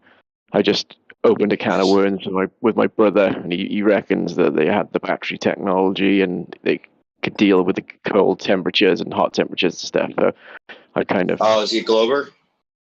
Yeah, man, he's fucking... Yeah. He's slowly coming to conspiracy stuff, but he's stuck in sci-fi world forever, I think. Well, no, maybe not forever, but I'm working on him. Not forcing it. Does he think there's a secret space program? Is he one of those guys? Oh, I don't know, man. Yeah, he doesn't even think the moon landing is fake now. For the 60s, fucking. He's gone back on that because he watched they recently released some documentary and about it all in 35mm film, because he says it looks so amazing. He's just believing it. It's insane, man. Right? Yeah. Just don't let him talk to Jim Panda. Jim Panda will convince him that the moon landing was definitely real. Yeah. I just drip feed him little bits, questions here and there, not forcing anything. I said, how, I messaged him earlier saying about, so do we have batteries that could deal with how cold it is on Mars? That was the question. What's he say about what does he say about air pressure without a container? I haven't. I've mentioned that to him before, but I haven't. I'm slowly he's very anti-flat Earth. So I'm slowly building up to the. I'm building up to the good stuff. I'm just dropping off little bits, man. It's the smart way to do it. Yeah. I'm playing with my brain. Otherwise, you're gonna cause a rift. Yeah. I don't. He already thinks I'm. He says I'm on the edge of insanity of what I talk about and stuff. So I don't know. Yeah, I got to be careful. And then you say, but wouldn't it be the most insane if you're the one that thinks I'm insane and what I am is the most insane and everything's reversed? And it's like, no. But that's what he's going to find out. If he really looked into it with an open mind, he would find that out, which is why it's so funny, so ironic. Use the Uno switch card on him. Flip that. Right? Yeah. Uno switch card, please. Yeah, there's so many technologically impossible things that they claim to have done that just like we were talking about, like was it 64K drive memory in the moon landing, first moon landing. Yeah. And supposedly Grisham went around the moon like how many times while he was waiting for those guys to play golf down there, and it's just so ridiculous. They had my Commodore 64 from the 80s up there, and they were playing Manic Miner or something. Right.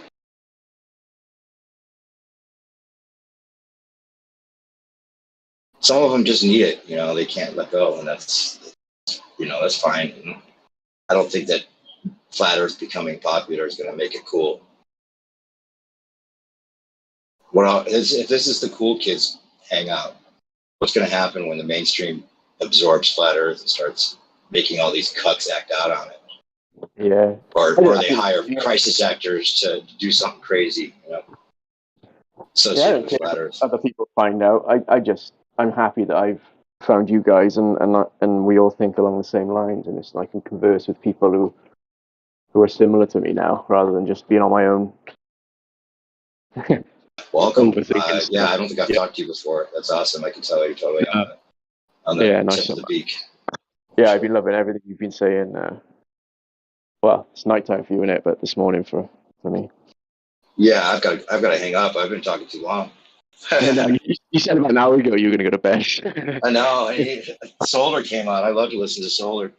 He's got all the info, man. He's a fucking man. I love Solar. He's amazing. I was hoping that you would, or someone would pipe up so I could hang up, and he can keep going. Yeah. Did you hear that? Is he still here, Solar? No, he's off. He's like Batman. He comes in, drops some info. Not FE Batman, but he's like the Batman. Comes in, and without a trace, he was gone.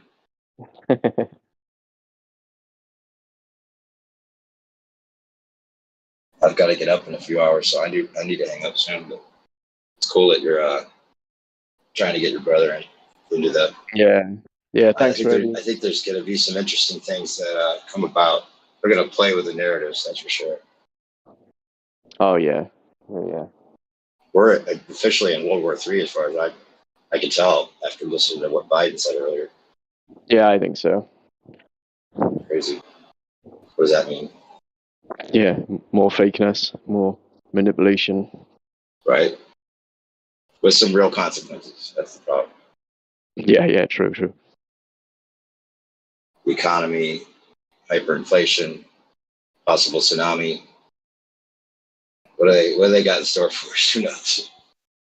I heard the Russians are dropping the VAT fees for gold currency, so that's gonna fuck up the US dollar. Oh shit! Yep. Oh, it's nice. gonna be war. It's gonna be a real war.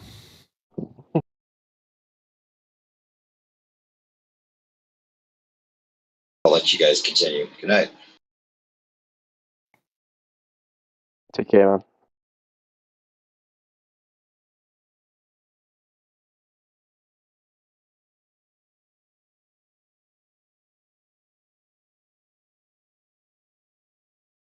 Basically going back to the gold standard, I would say.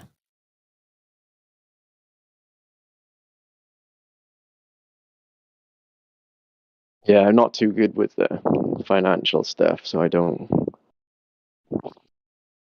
really know what the consequences would be and how it would play out or whatever. But you know,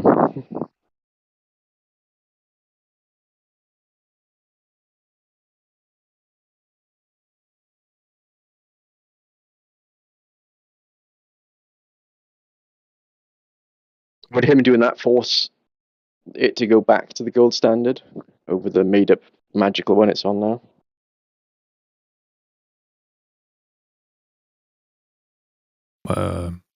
What do you mean? I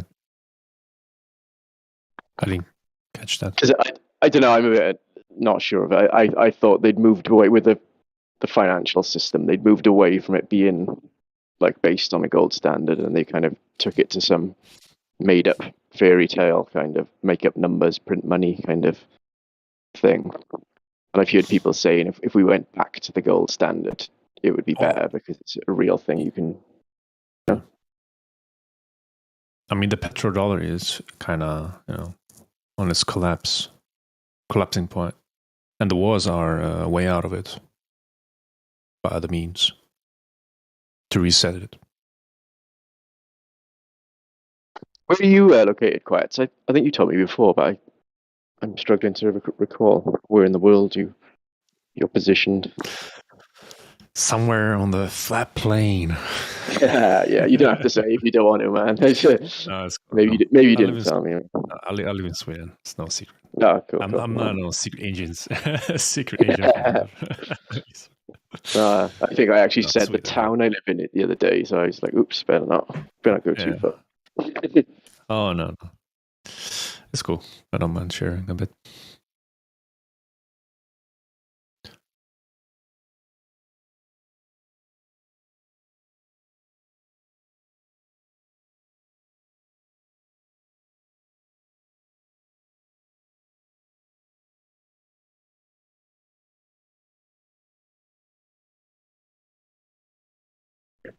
So it's like a Tartaria kind of talk today. Huh?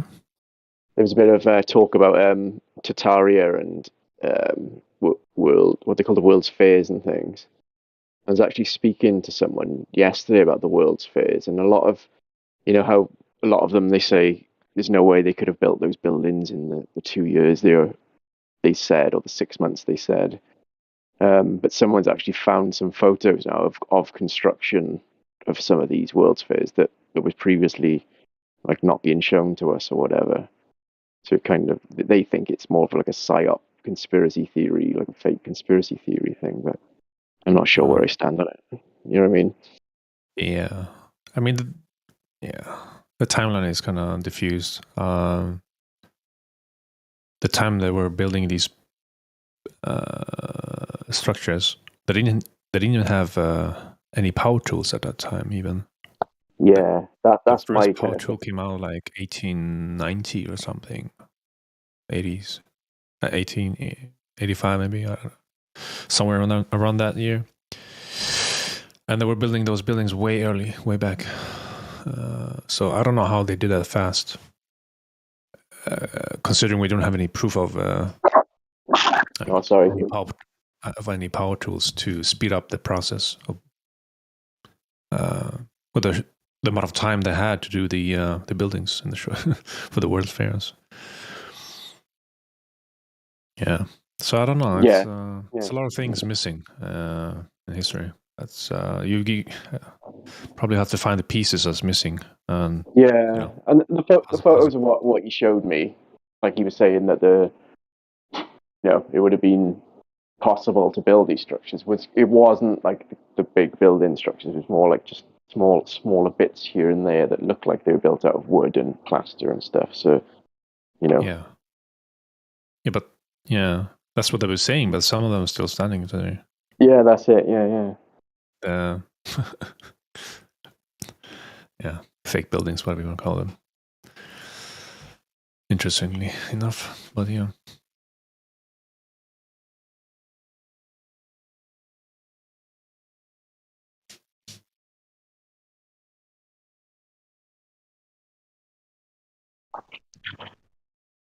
I'm going to dip out for a bit. I'll catch you. Might catch you in the chill later, Quets. Oh, all right, man. Take care. All right, man. Nice one. So.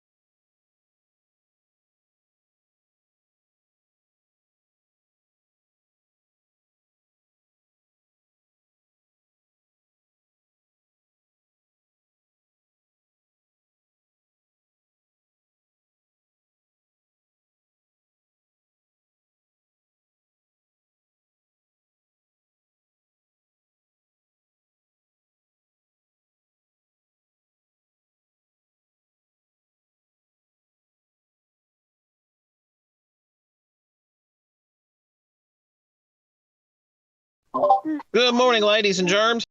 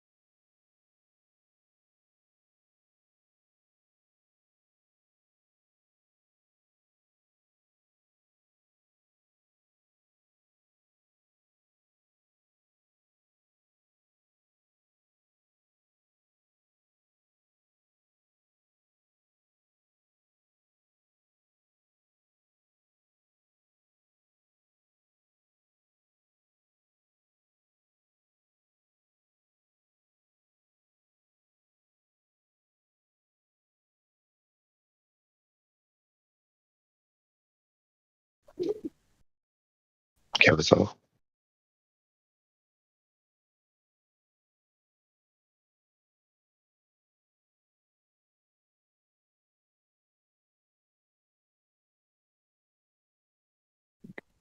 No habla. Sup, Rookie? What's on your mind? Not a whole lot. I just literally just woke up. I just thought I'd check and see what's going on here. Is it morning or night? Or did you just have a nap? Well, for me, it's 6 o'clock in the morning, so. Oh, Jesus. I just crawled my butt out of bed. All right. No, it's pretty quiet in here. Just doing some work as well. See whoever is dropping by to talk, whatever.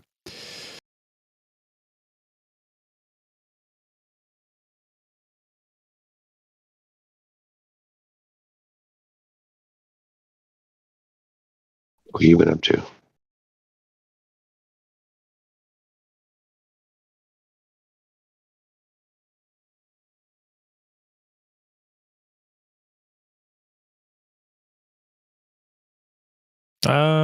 Not much. Just, sitting back, enjoying the show.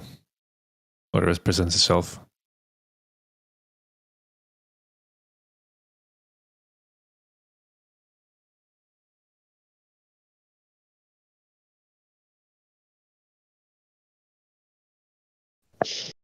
My cat has decided that my hand is a toy.